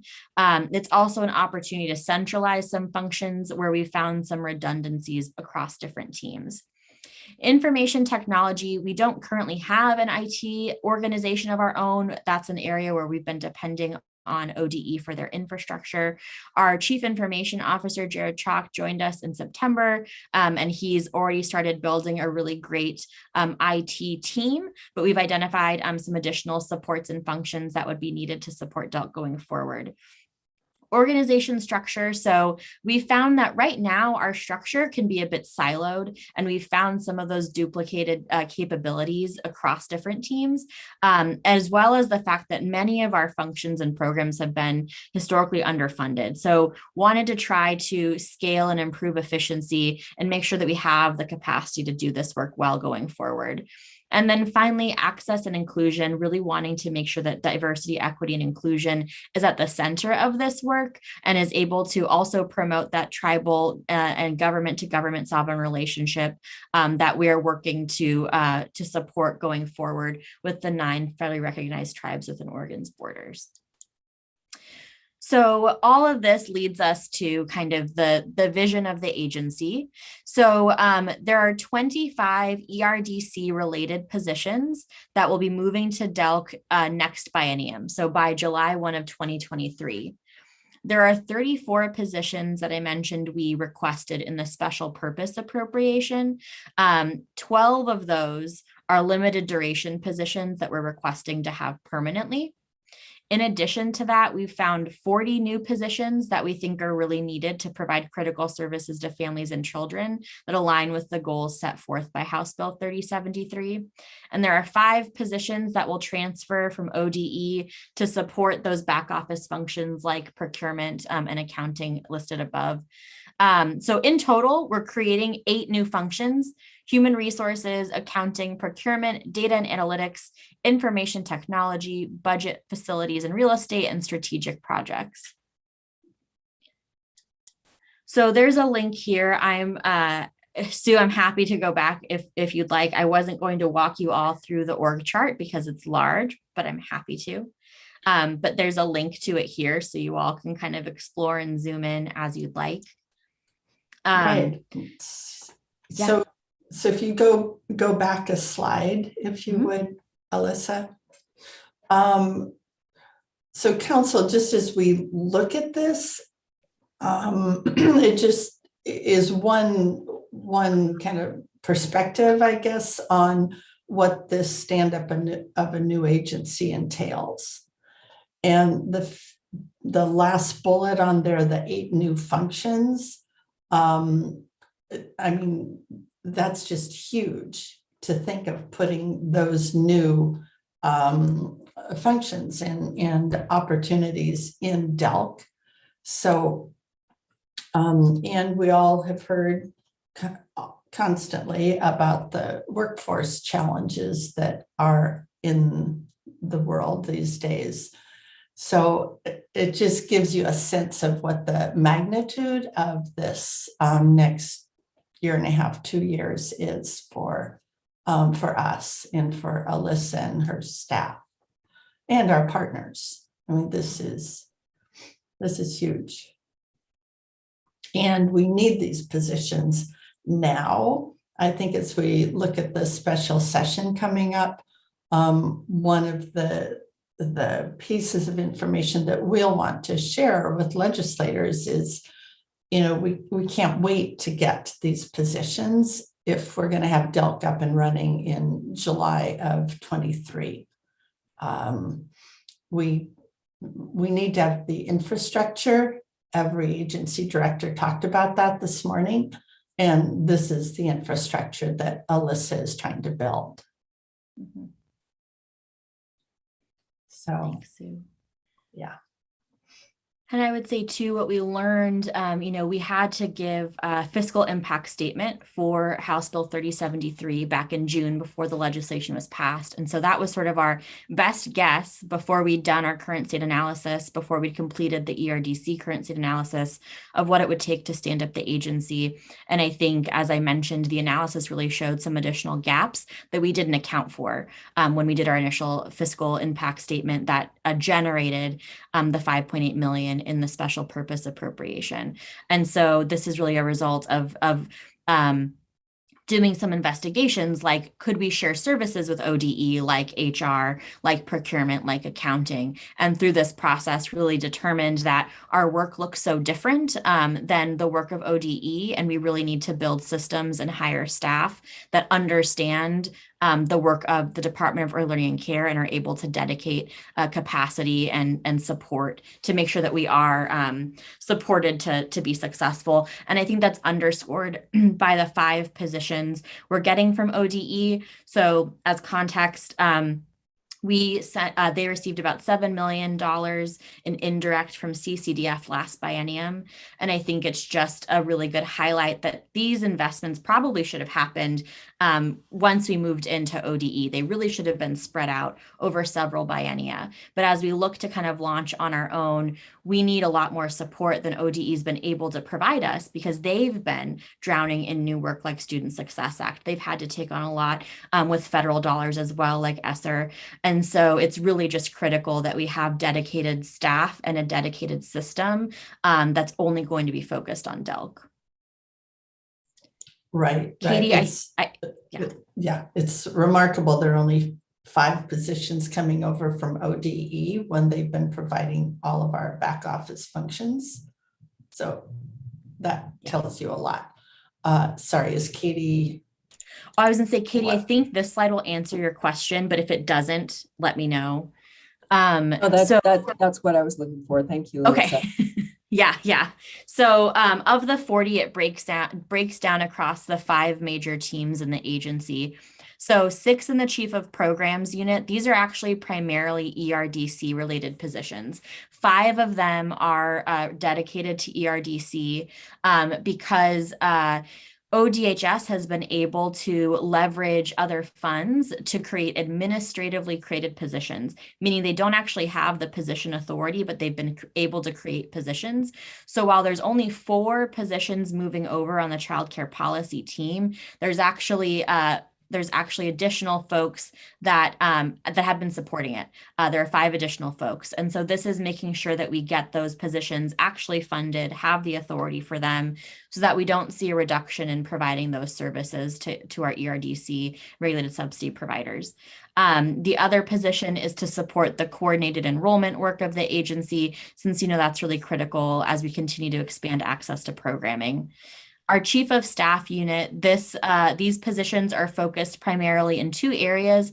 One is to create a small project management team to help us create really lean and efficient processes. We have an opportunity to create these processes for ourselves when it comes to HR, when it comes to procurement, and we want to make sure that we're taking a really efficient lens to that going forward. It's also an opportunity to more clearly define the roles and functions of each of our teams, make sure we're not seeing those redundancies, and have that kind of project support team to team. So we've created what we call a matrix approach for the chief of staff, which really houses a lot of those key functions that will provide support across the agency.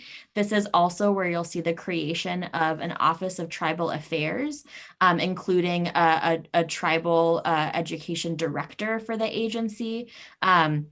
To support Valeria, but also and support the tribal hub, but really again to elevate that government to government consultative relationship we have with the tribes. There are 2 policy and research positions we've added to support CCDF and childcare policy. I'm going to skip Chief Operating Officer quickly. There are 3 Office of Childcare positions. 2 of these are actually to expand the suspensions function related to ERDC. There are 2 positions currently at ODHS that focus on whether a program should be suspended from accessing ERDC based on compliance with their rules and regulations. We are proposing that we expand that team by 2 more as we continue to expand access to programs like Preschool Promise and have to start making similar determinations around the ability to continue receiving funds to offer those services. The other position is to provide additional support on the enforcement front with our enforcement manager. But you can see the bulk of these is in the Chief Operating Officer function. So this is where you'll see our human resources, budget, accounting, procurement, grant management, and IT functions for the agency. So these are spread out across those teams to really make sure that we've got robust support and staffing over the course of this agency development to support us going forward. We are also able. Let me just ask, Katie, does that answer what you were looking for? You looking for more information? Yeah, I totally got the answer. Yep, I'm good. Okay, thanks. Thanks, Sue. So just wanted to quickly highlight, while we are asking for general fund dollars, we do have over 31 million available in federal funds that will be expiring over the next 2 years. And so a lot of these will likely go to IT system development, but we're able to leverage them for other potential projects like communications or website design and projects that we'd be able to fund with these one-time dollars. This is not a representation of all the funds remaining. These are just the funds that did not have kind of a designation. So they're not going to the subsidy continuation. They're not going towards supply building with CCR&Rs, but would be able to support this work going forward. And so this is just kind of the quick summary. We're requesting access to the 5.8 million in the special purpose appropriation, as well as a new request of 4.3 million for 40 positions. The total request would be 10.1 million across both funding streams, but again, the new request only totals 4.3 million. I know we're running out of time. So Alyssa, how does this relate to what Peter was asking earlier about the governor's $100 million? So this 10.1 million is part of the $100 million package. The package includes a request to give us the total 10.1 million we're requesting. And then on top of that, there's 90 million for wages and other items. Okay. So this is not intended to be readable. It's really just intended to kind of give you all a snapshot. There's 45 projects that we've identified with our contractor, Alvarez and Marsal. You heard from Anne last year, that are related to implementing DELC. So this is not reflecting anything else that we're doing. This does not reflect program expansion. It does not reflect childcare stabilization grants. These are just the 45 projects related to DELC. So I think it's just a really powerful visual to understanding why we need capacity. And this work won't stop once we've stood up the agency. This is work that will need to be maintained and refined as we implement and continue to grow going forward. And then I'll just let you all know, these are in the slides. We've drafted mission, vision, and values that we will be taking out to providers, to families, to partners, to really help us define what the mission, vision, and values of the Department of Early Learning and Care should be. So there's a lot of opportunity. We definitely want to engage deeply with you all on this work and make sure that this aligns with the work of Raise Up Oregon and is really setting up DELC on a strong trajectory going forward. I mentioned there are school age rules, which we'll share more about, I think, at a future meeting, but we're really excited to see the development of school age center rules. Background checks will be requesting. And then, as Tennille mentioned, we've been working closely with them on ways to improve the early childhood special education system and early intervention services. And we'll be providing additional recommendations as we continue to work with BUILD in a September report. So I think I'm right at 1, but if there's any quick questions, I'm happy to answer them. Well, we've got you till 1:15, so. Okay. So we have time for questions or conversation, feedback, whatever, about childcare, DELC, what Alyssa's doing in all her spare time. I just wanted to thank Alyssa for not talking us through that slide with the 45 different projects. I really appreciate not talking through that. Thank you. You certainly see why you need some more staff to help run those. So the A&M contract was for a year for something specified. Yeah. So it was for August through January, but we are working on extending our contract with them to get us through July. We'll continue to adjust it and scope it down as needed if we're able to hire some folks faster than planned, or they bring in skill sets we didn't anticipate. But they really are trying to be kind of dynamic and responsive to what our needs are as we hopefully are successful this legislative session in getting these additional positions and begin hiring in the spring. Okay, I assume they're essential. We wouldn't be where we are without the support they've been able to give you. Absolutely. We could not do this without them. Right, right. Okay, so do you want to talk a little bit about the partnerships that you have with our partner agencies? Obviously, ODHS is the key on ERDC, and then COLT being the key on just how are you going to do some interagency agreements with ODE for some of the transition period, or how are those going? Yeah, we're discussing the possibility of an interagency agreement to support accounting services. ODE has what's called an electronic grants management system, and it's somewhat unique, but it allows us to electronically process grant approvals and move dollars out much more quickly. ODE's been in the process of replacing that system. So one of the challenges we're trying to explore is, will the timing line up? Is the existing system too old for us to be able to access as we're DELC? And if so, would the new system be up in time for us to access it? Simultaneously, our Chief Information Officer is exploring whether we should just build one ourselves, and would that actually be faster? So we're trying to have all options on the table. If we were able to have an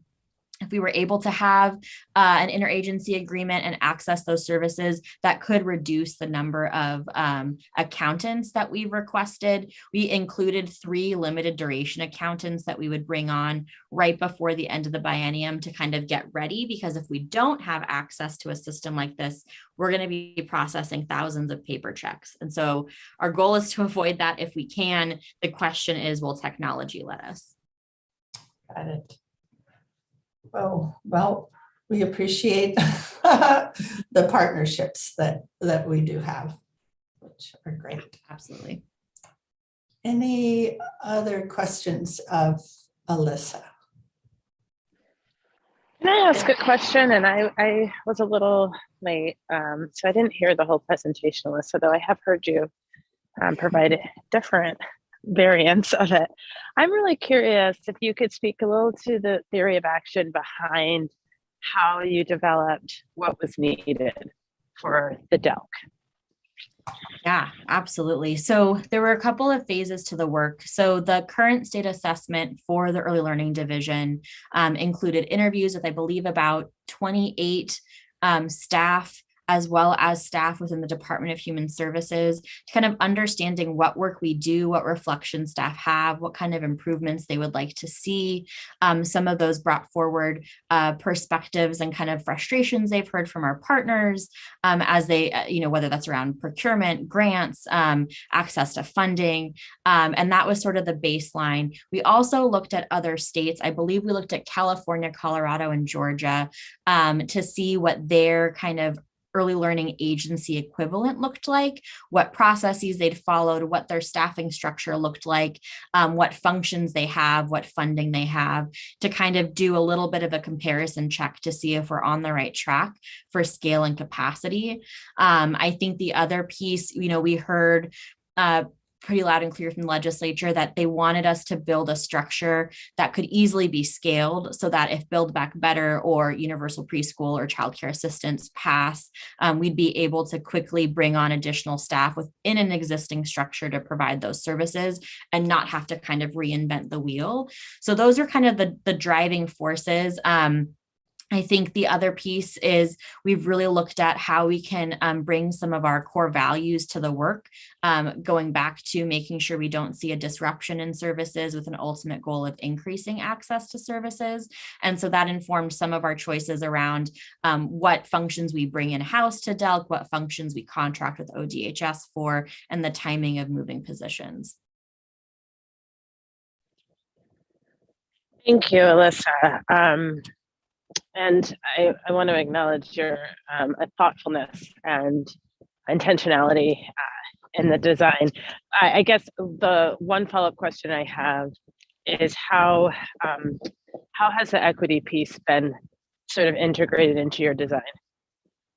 Yeah, absolutely. I think there's a couple different ways. So we wanted to make sure that equity was really foundational. And I think we have a unique opportunity because we are building a new agency to make sure that equity is infused in everything we're doing from the get-go. It's not something we're going to try to add or put a lens on, but actually ensure that it's woven throughout all the work that we do in the systems that we develop. So I think there's that kind of inherent opportunity as we're building policies, procedures, processes, and kind of keeping that at the center of the work. We've also, as we've kind of designed this matrix function that we've talked about in the chief of staff, that's where the diversity, equity, and inclusion work will sit alongside communications, alongside data analysis, alongside project management. And I think those are all really important functions that will touch multiple teams across the agency. They'll work closely with the policy and research team, but trying to grow that unit, having an Office of Civil Rights, having some additional capacity around provider engagement, making some of those positions permanent.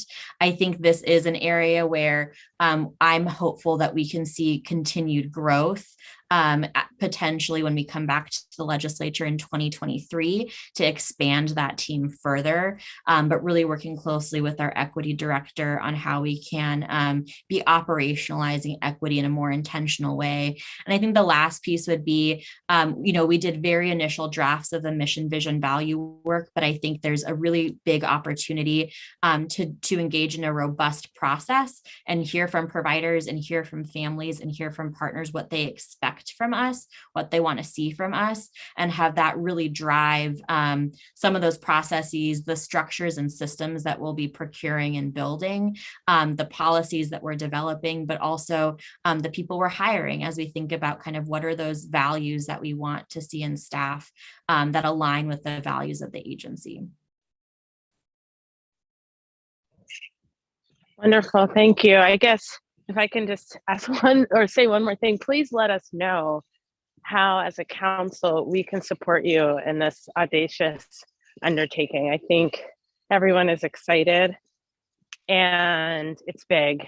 And our part of our role is ensuring its rollout is strong. So I just welcome you to articulate very specifically what you would love to see from the Early Learning Council in this.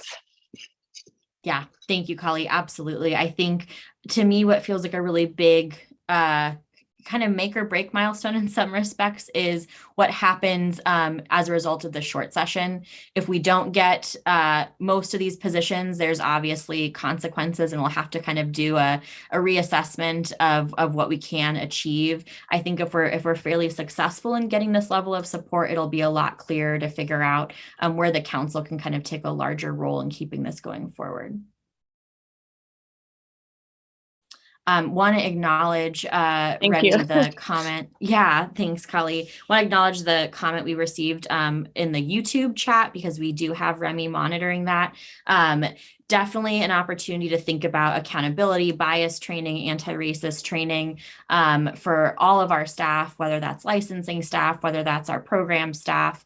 We're also looking at how we're aligning all of our rules going forward with a strong equity lens, and how we can infuse equity in our existing functions, as well as the foundation to new functions going forward.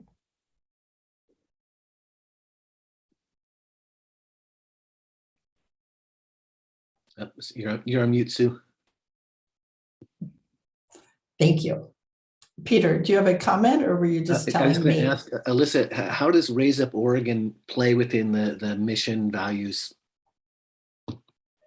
Yeah, so we started with Raise Up Oregon as kind of one of the kind of foundational documents to reference as we tried to figure out where we should start. We obviously have some mission, vision, values already as the early learning division, but we wanted to look at those alongside Raise Up Oregon, since Raise Up Oregon came after our mission, vision, values process as a division. So we tried to weave that in some similar terminology, but I think hopefully you see some similar goals.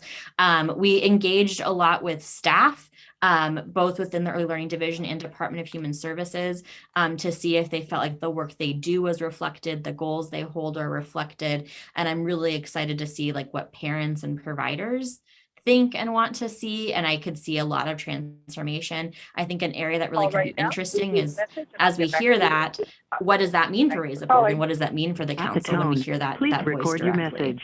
When you have finished recording, you may hang up or press 1 for more options. Got it. I'm guessing Anne will go on mute in a minute. Okay, thank you, Angie.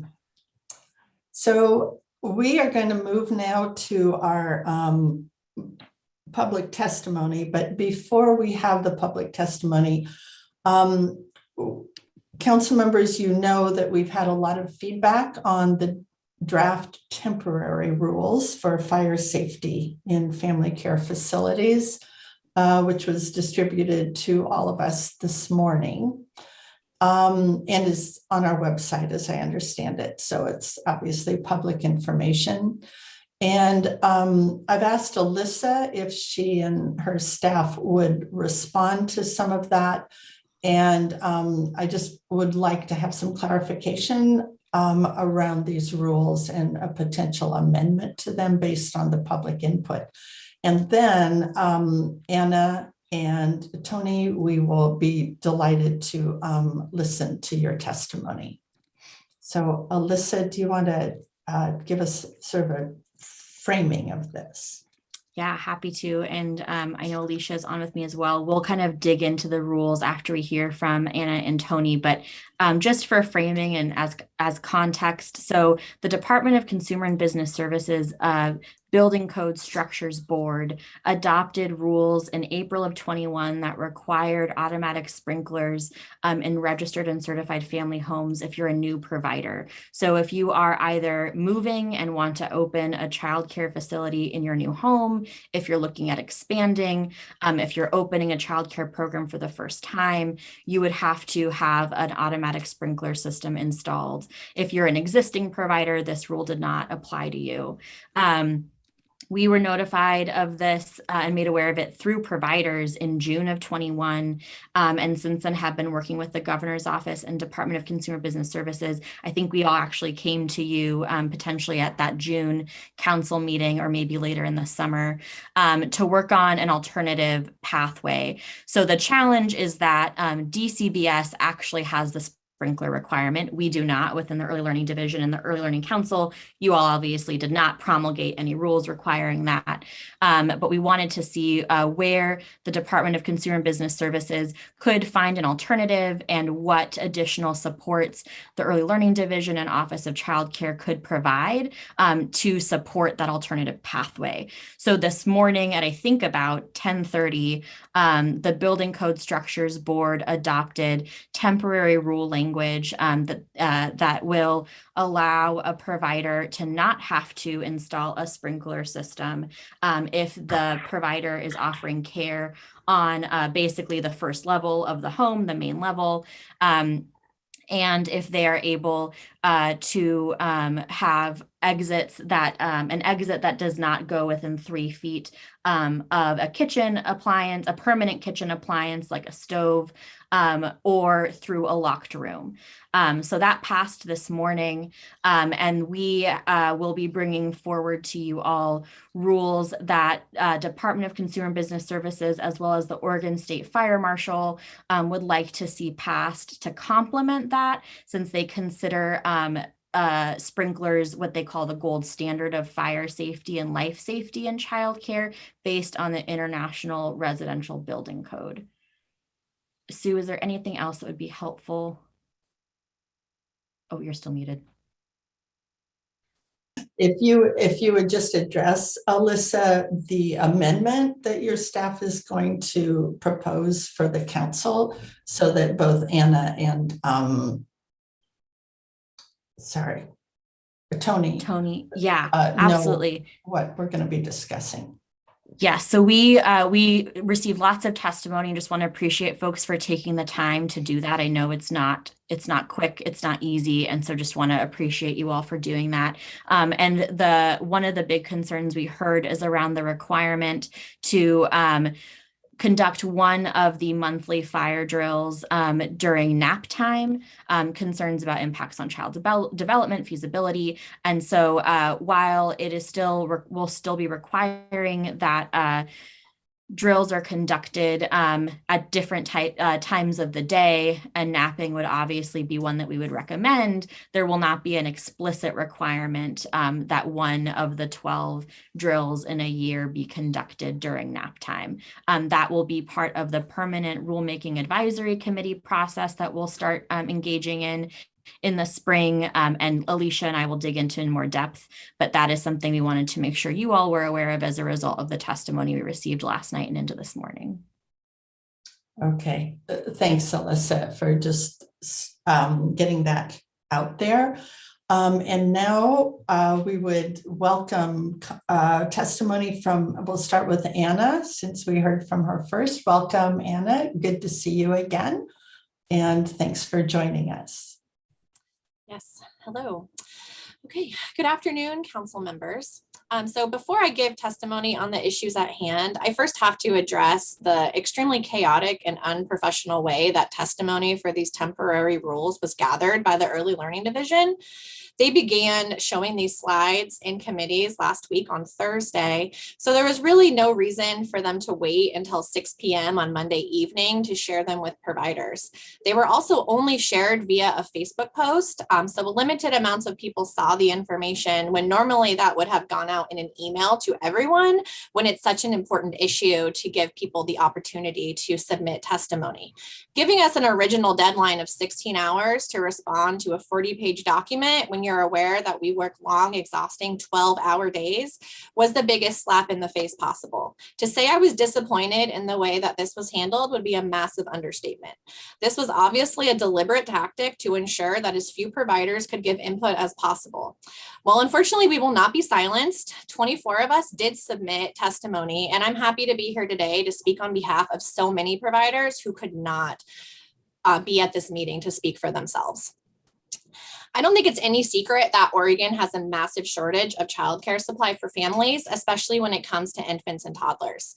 The first childcare desert study in 2018 outlined this, but the Early Learning Division continued on with adopting stricter infant care rules, even though childcare providers all across our state sounded the alarm about how devastating this would be and how it would further limit the availability of childcare to parents.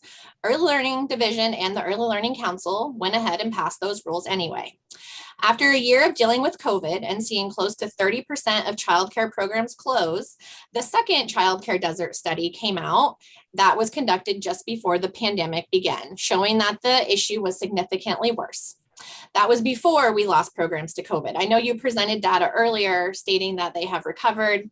Those of us who work in the field really question whether or not that's accurate, especially regarding the extreme demand for childcare that we are seeing all the time. I currently have 32 babies on a wait list. That's just babies, 32 of them. Many of them have yet to be born, and the number continues to grow every single week as I continue to get constant inquiries from parents needing childcare. The last time you heard me speak was in June 2021, when we were again sounding the alarm about how devastating these building code changes would be to family childcare and that new programs would cease to exist. We were told not to worry, that our concerns were completely dismissed and the problem was treated like a non-issue. 6 months later, and the problem absolutely without a doubt has stopped many new childcare programs from opening, further limiting the supply to parents. If it were not for Connie Jones at the City of Portland taking this issue to her boss and helping Multnomah County create common sense workarounds, plus the political pressure that Representative Powers has put on the Early Learning Division with the legislation that she is planning to introduce, I do not believe there would be any statewide adoption or any change of anything happening. The governor has not taken any actions over the last 6 months to change anything, nor has the Early Learning Division. So thank goodness for Connie Jones and Representative Powers, because otherwise things would have just continued on the way that they were. Now that the sprinkler systems are off the table, we are now looking at creating a bunch of unnecessary rules for fire safety. Where is the data that shows children in childcare programs are at risk for danger of dying in fires and that our current fire safety rules are not enough? Has there been a consistency of children being injured in Oregon through fires or across our nation? I do not believe this is a problem that exists and is something that is being created that will only further cause impacts to our abilities to do our jobs, causing more programs to exit our industry. Is this the goal that we are striving for? There is no possible way for Oregon's economy to recover from COVID if there is not a robust childcare system available to care for the children of working parents. If you want licensed high quality care to continue to be depleted and replaced by illegal childcare programs, continue on the path that you're on, and that will be the future Oregon will see in a few short years. I'm happy to hear that the nap time rule will be removed. That is a very positive change. I'm happy that our testimony caused that to happen. The other two issues that a lot of us had that we stated in our letters was requiring us to use an unusual exit. I don't know what that will mean. Does that mean that we have to practice climbing out of a window if that's the other exit? Again, that seems very unnecessary. And why would we need to practice using an exit that would only be there if it was an actual emergency? There is no reason for me to have children climbing out of an egress window to ensure that we know how to do it. It will only happen if we actually were trapped in the basement. And how often is that really going to occur? How frequently are fires happening in childcare programs? We already are not allowed to have candles, lighters, fires of any kind, flammable materials. Like majority of the reasons that cause home fires, we are already barred from having any of those things happening during childcare hours or even having those items in our homes. So where is the risk? Why do we need these rules? What is the purpose of this? I really just do not understand why providers are continuing to have to advocate for ourselves All rulemaking and changes should be permanently tabled until we've had a chance to catch our breath and recover from this pandemic. We have all had the most stressful and challenging 2 years of our lives, trying to run businesses, trying to care for families, and trying to care for children. This is the absolute last thing that we need. We do not need more reasons to be panicking about the future of our businesses or how we're going to do our jobs. This is not what childcare providers in Oregon needs. This is without a doubt the wrong time to continue forward with any rulemaking in general, especially with rules around fire safety. This entire process was extremely rushed and proper input was not sought ahead of time. Family childcare is under attack in Oregon. The further revisions planned by the Building Code Division are atrocious and will absolutely be the end for family childcare in our state if they are allowed to happen. I fully support Representative Powers and her legislative efforts to stop all further changes for the next 2 years so that there can be a chance to align some of these systems and actually get proper input from the stakeholders who will be directly impacted by them. Please stop the madness. Thank you. Thank you for your comments, Anna. We'll go to Tony now and then have some comments. Tony, welcome. Thanks for joining us today. Yes, thank you. First of all, I just want to say, thank you to Anna. My story today is I'm going to tell you about my personal story, but Anna really said everything that needed to be said. Actually makes me a little bit emotional because there's real people out there who are going through things that you guys don't see. And even when we're on here reading our things, you guys aren't seeing what is actually happening, what we have to deal with every day. And this whole sprinkler thing has been horrible. So I'm going to go ahead and read my spiel. Thank you for allowing me to speak. On behalf of Oregon childcare providers, my name is Tony Bedford, and I'm the proud owner of Bedford Learning Programs. I provide childcare services in Lynn, Benton, and Washington counties. I have 5 certified family childcare programs. My programs have served the community in 3 different cities over the last 8.5 years. I understand that the ELD has proposed temporary fire safety guidelines to be voted on today. How did we get to this moment?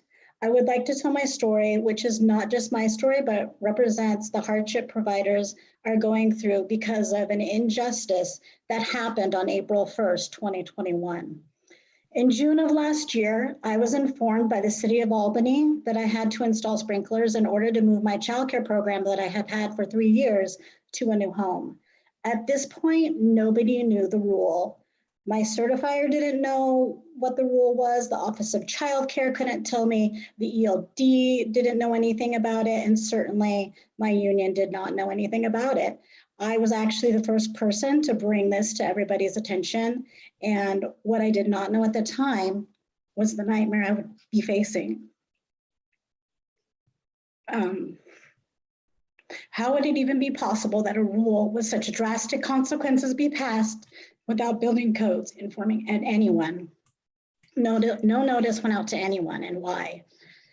In order for my programs to run following the law, I was told to work with the City of Albany on City Albany Building Code official. Long story short, when we met, I was informed that there was no way he would go against the rule.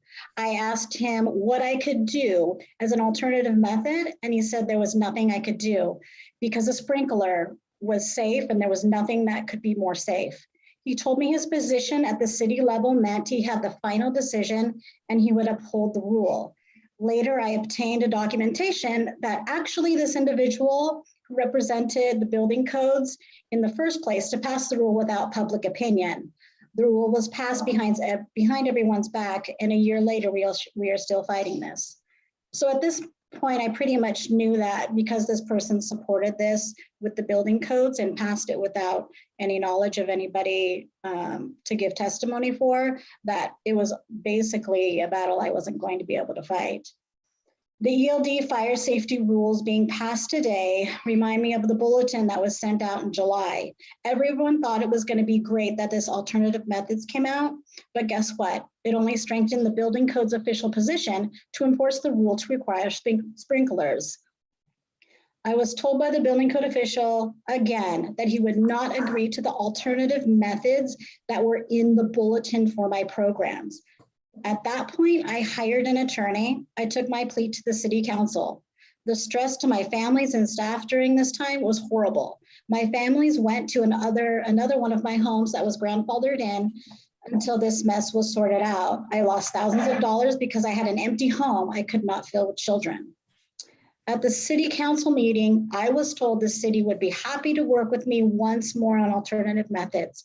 I submitted my alternative methods again, and I was told they were not good enough. Not only do they include every single item in the bulletin, plus enrollment in ADT, which will call 911 automatically if there's a fire. There was a fire extinguisher in every single room, but they actually go beyond what ELD is actually presenting today. However, this building code official told me it was not good enough. Nothing here that happens today will convince me that these new temporary fire safety rules will take the place of a sprinkler if implemented. I know we found out that building code officials met today, and quite honestly, I would like to see what the actual wording on this document was, because this is the same thing that happened in July, where everybody thought, ELD is presenting these great alternatives, and now they're alternatives for sprinklers. But at the end of the day, the building codes are going to have the final say, even though we're trying to do this. And nothing in any documentation even says that that the ELD will have any power either.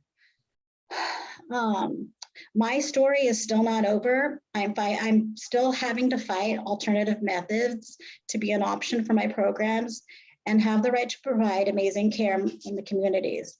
Please see the injustice that has happened and still happening right now. What you don't see in my testimony is 8 months of dealing with this with no solution.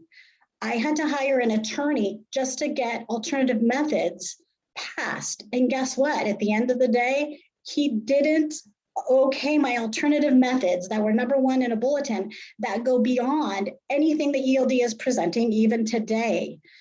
I had to feel like my only option was to go to the city council, because the city council really is the only one who can override someone in position at city level. And so that was my purpose of that. But all the while, I'm sitting here trying to tell my families that it's going to be okay right after we just went through a pandemic. And none of it is fair. None of it, I don't believe for 1 second that the rules that were passed today with the building codes are going to make a difference, because the person sitting at city level can say, no, this is not good enough, or find a workaway around it, something. So anyway, that is my story. Okay. Thank you so much for listening to me. Tony, thank you for taking the time to share your story with us. We are well aware, number one, of the importance of the work that you're doing. We know childcare is the foundational piece for family sanity as well as economic recovery in the state. And we really appreciate what you do in providing childcare. So thanks. Thank you. Alyssa, it might be helpful to just post, or somebody, Remy, in the chat box, the exact language of what the Building Codes Board approved this morning, just so we all have that as a baseline. I think it's what was in our report, but maybe you could just post it, assuming you've got the language. I'm posting a link to the board packet. I'm happy to share my screen. If I'm sharing the right screen, to show that portion of their bills, so folks can just kind of see where they live, right? Because their packet is different. And let me just say, I think on behalf of the council, that we also have been, council and staff, frustrated with the process that has created so much chaos, confusion, and concern within the childcare industry. So we have been working on this a lot. Staff has invested hundreds of hours in working with the building codes folks and trying to figure out what are the workarounds. How are we going to still make sure we have childcare that can stand up in our state?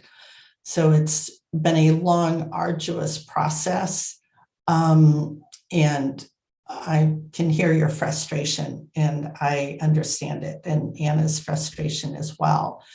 I think the other point I want to make, and then Alyssa, you may want to make some comments, but the rules that the council is looking at adopting today are temporary rules. Now they go into effect immediately, but there's going to be a rules advisory committee that will be formed, which will have stakeholders on it.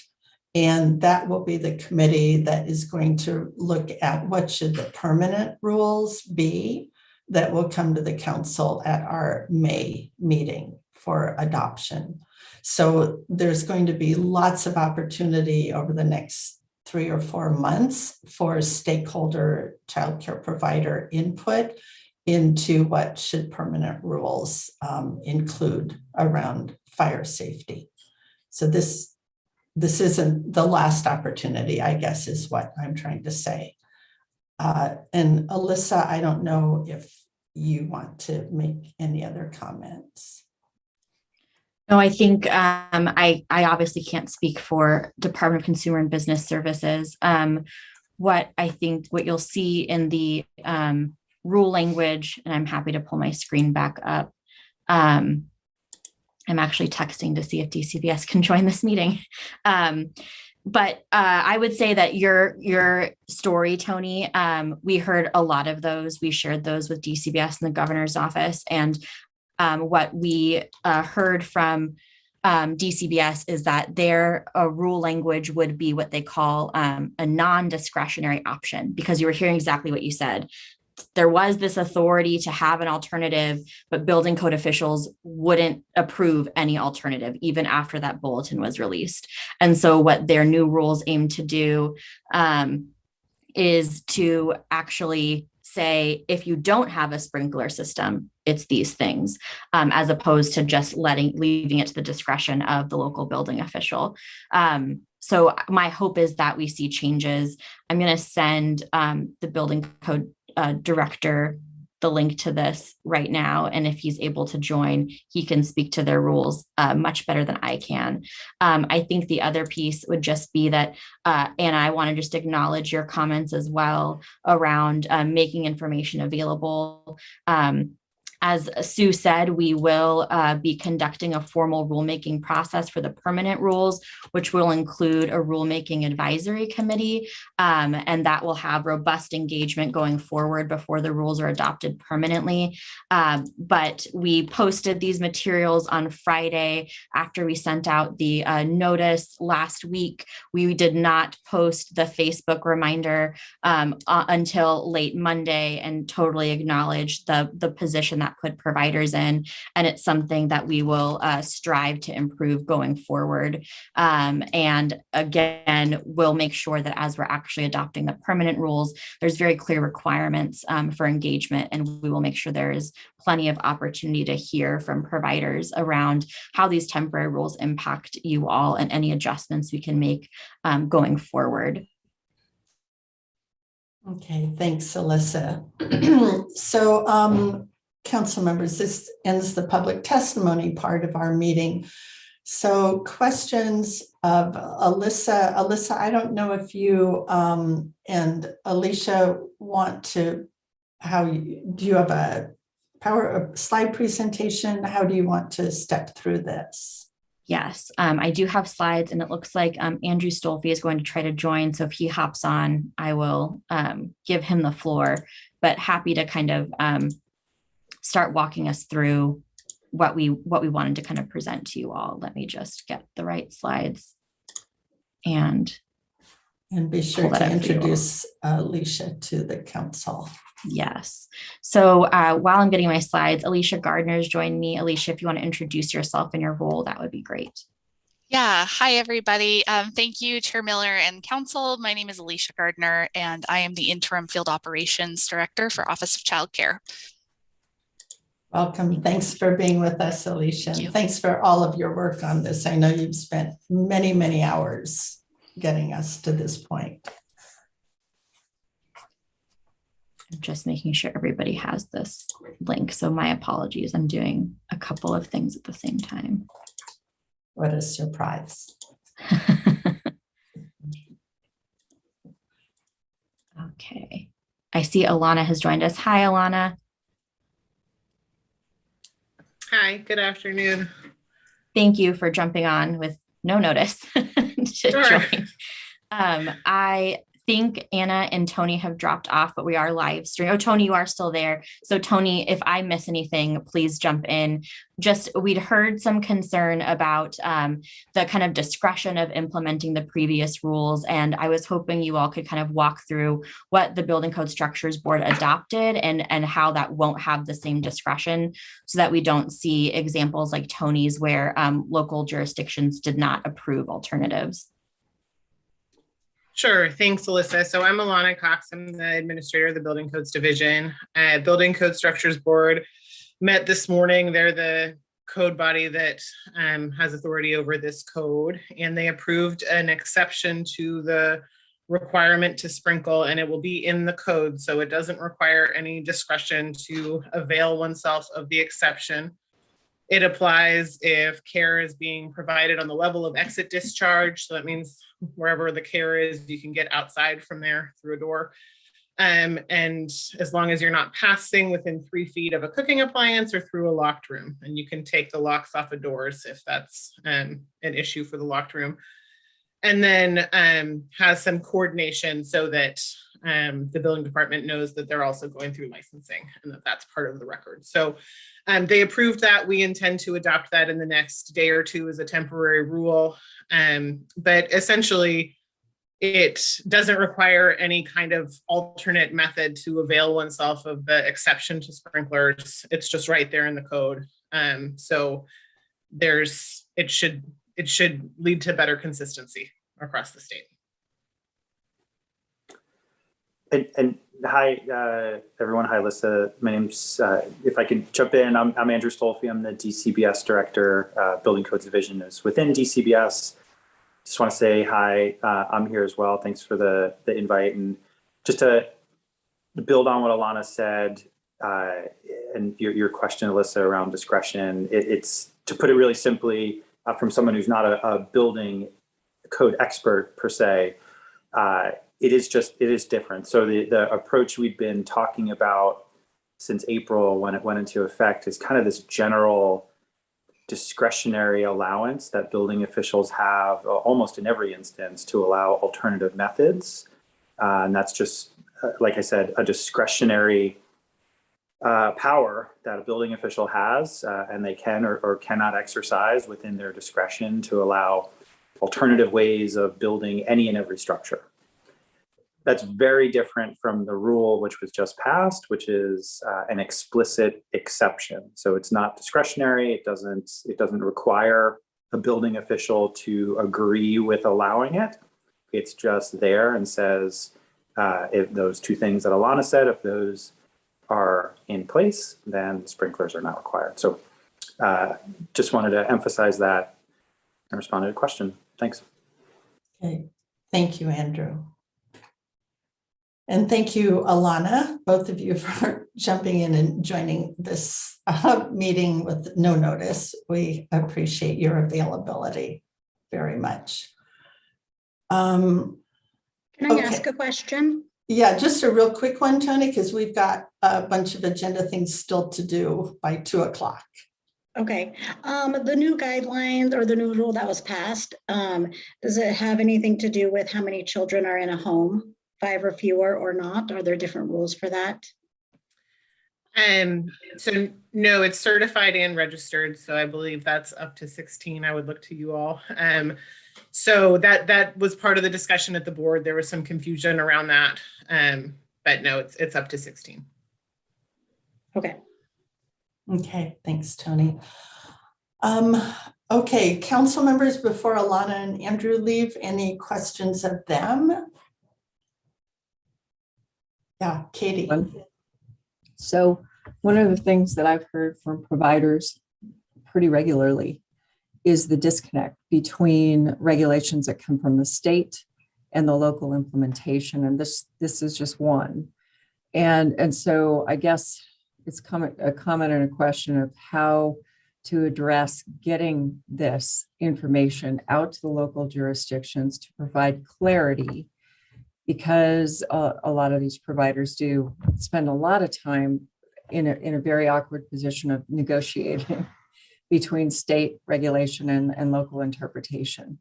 And our region, under the Governor's Regional Solutions Program, actually put together a primer that's probably now outdated of what the regulations are to take it to local jurisdictions. I just encourage you to do whatever it is that we can do as a state to make things as easy for these providers to present to local jurisdictions as possible. Clarity and really clear communication. I appreciate that feedback. I think that's really helpful, priority for us. And we committed this morning that we're gonna do one, we call them technical bulletins, kind of a communication tool we have with building officials.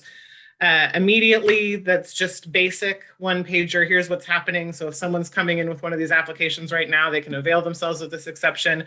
And then we'll be looking at a longer, more robust communication, and really interested to hear from you and from Alyssa, kind of as this goes forward, what should be included in that document and captured so that we're getting consistency. If there's challenges that's happening at the local level on implementation, then we can make sure we get those things incorporated. And I'll just add to that, we've been talking with Ifsps about this rule and everything and developing this, and have committed to work with them as well to get this out through their network so that they can help amplify the message and get it to their members and providers as well as through the ELD channels. Which will be great. They're obviously a very key partner in all of this. Okay, thank you. Alana and Andrew, thanks very much again for jumping on this call with no notice.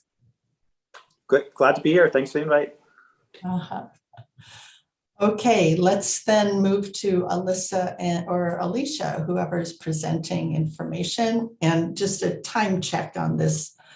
As always, we're going to need to condense as much as possible if we're going to get through the rest of this agenda.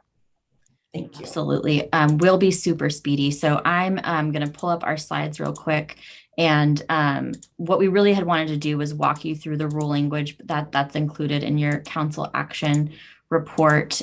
So you all heard from Andrew and Alana directly, so I won't rehash the rulemaking that they covered here. I know Anna mentioned Connie Jones at City of Portland. She's been a really wonderful partner to work with at the state level as well. And we utilized the Multnomah County alternative as sort of the starting point and went beyond that to the rules that were adopted by the Building Code Structures Board this morning. I won't go through the summary. I think it's more important that you actually get to see the language. So Alicia, I'll hand it over to you to talk about what it means when these temporary rules pass.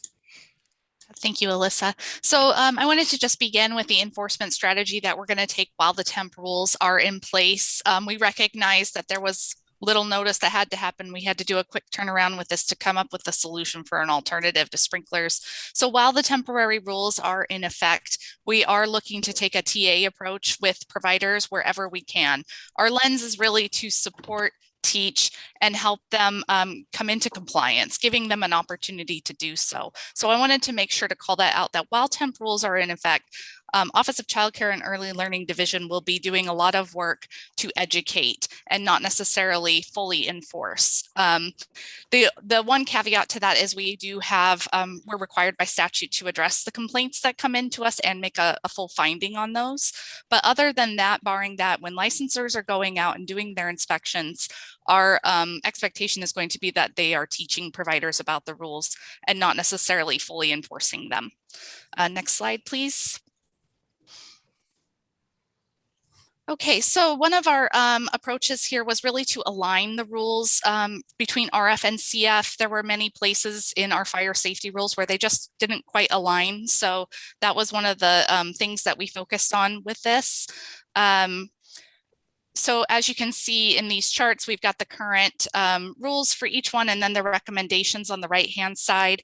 So with our recommendations regarding fire extinguishers, we are hoping to put a fire extinguisher on each level of the home. That is different in RF currently. Right now, RF is only required to have one fire extinguisher. We're also requesting that they get mounted and placed somewhere in a visible and accessible location. And the reason for that is there will always be the provider will always know where their fire extinguisher is. So currently they get kind of stuffed under sinks or placed in different locations, and we want them to be able to grab them quickly in the event of a fire and always know the location. We're also asking that the provider inspects to ensure that the fire extinguisher is in good working order. So doing a monthly inspection of that just to ensure that it is still going to be useful in the event of a fire. Next slide. Then we're going to be looking at smoke detector requirements. So really the most major change on this slide is regarding the testing monthly of smoke detectors. So this is a very simple request in that we just ask that they push the button to ensure that the batteries are still working and it's still operable, and then to document that is part of kind of their monthly check. We are developing a TA document that will help them just do quickly and easily a little check mark to document that they've looked at that. Next slide. So this slide has both carbon monoxide detectors and then a little bit on storage of flammable materials. The first thing regarding carbon monoxide detectors is that we do not have any current rules regarding this. We felt like this was a low cost but high safety impact solution for providers. You can get a plug-in carbon monoxide detector for around $25, and you do not have to wire it in your home if you don't already have one. So we thought, although there is a small associated cost, the impact to safety would be significant enough that we would want that to be a requirement.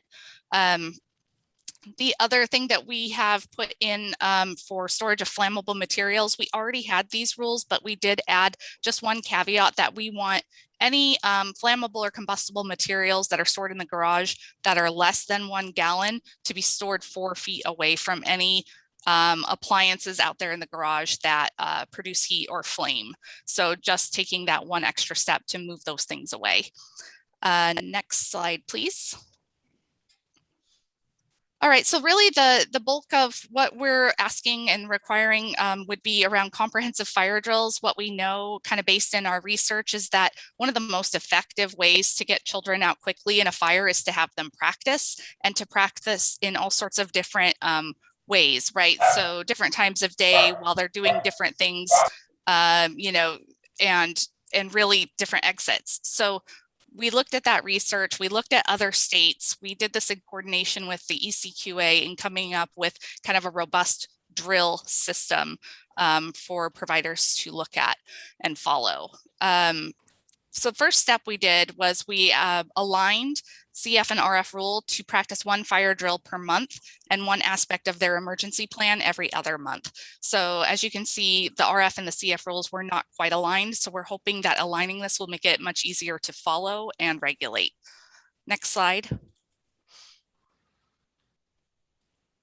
So in addition to aligning it to once a month, we're also asking that they will conduct a variety of drills at different times of day. If they are doing night care, we're asking that they do a night care drill. As you can see, number 1 is struck through based off of the feedback that we've received from providers, and we have taken out the nap time requirement once per year, and we're going to be moving that to the RAC and permanent rulemaking. Then we're also asking that they use one alternative evacuation route once per year. And then for the third requirement, we are saying one drill in the presence of OCC staff if requested. And that really means kind of at renewal time, we're going to be asking licensors to observe that in coordination with the provider.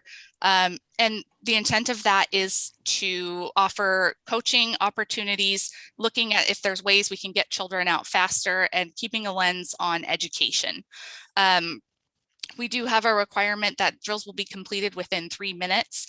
That was something that we looked at in an alternative of based off of distance to exits. So originally DCBS had a proposal related to proximity of your exiting. We thought that if we can get children out within a time period, that would allow for more access to the home. We wanted to make sure that there was enough home available for families and children to have access to. And so we thought, we did some research with Oregon State Fire Marshal. 3 minutes was the agreeable time. And this is aligned with other states. There are multiple other states that have this time limit. The provider also needs to just have a warning system in place. So that could be whatever they want, loud bell, whistle, something loud to alert the children. We wanted that to be flexible, to think about children with special needs. If there's a different way that they can do that besides just pushing the smoke detector button, we wanted to be sensitive to that and provide that flexibility.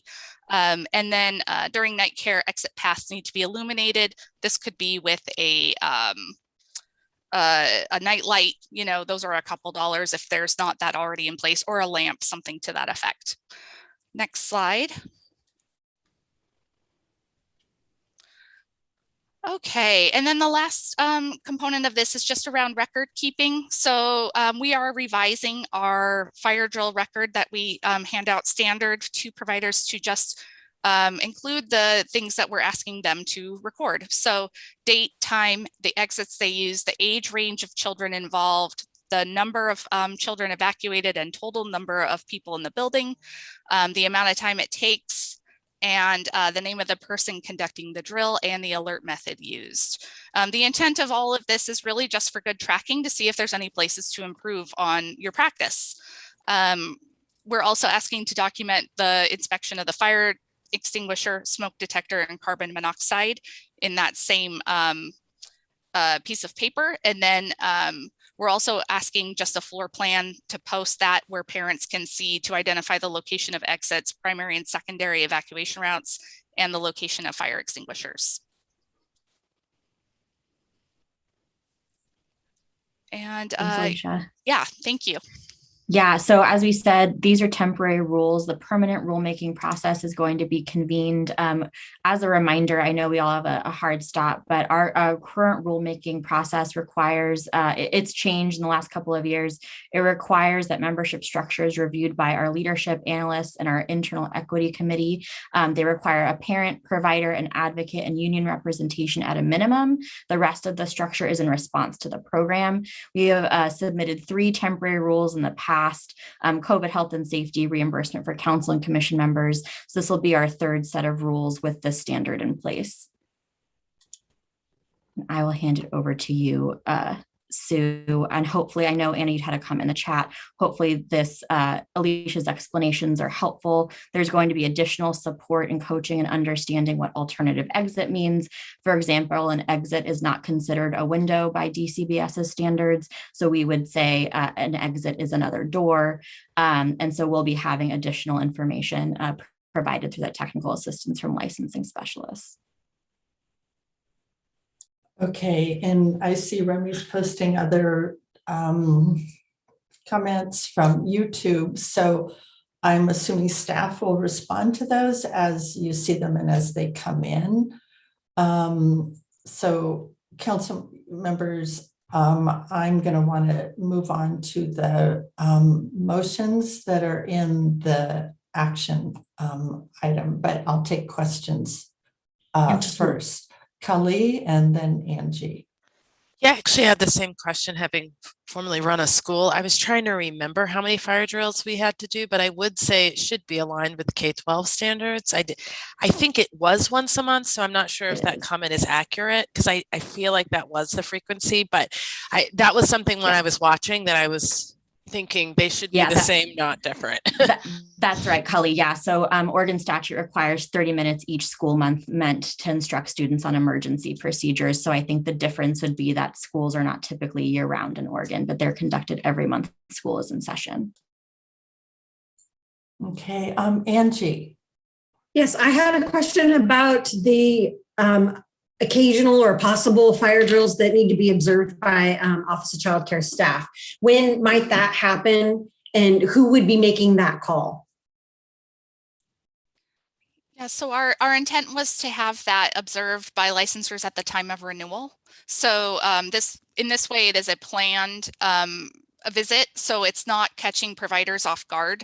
Everybody will be aware of it and it will be discussed prior to the visit. And again, the intent of that is really to observe, to provide coaching and ideas and technical assistance around if we can't get the children out fast enough, what can we do to adjust? What other equipment could we bring in? What, could there be simple ideas such as like putting shoes by the door, those kinds of things. So our intent was to observe so we can provide support and coaching around that. Okay, thanks, Alicia. Other questions of Alicia or Alyssa before we move forward with these temporary rules? Okay, I'm not seeing any.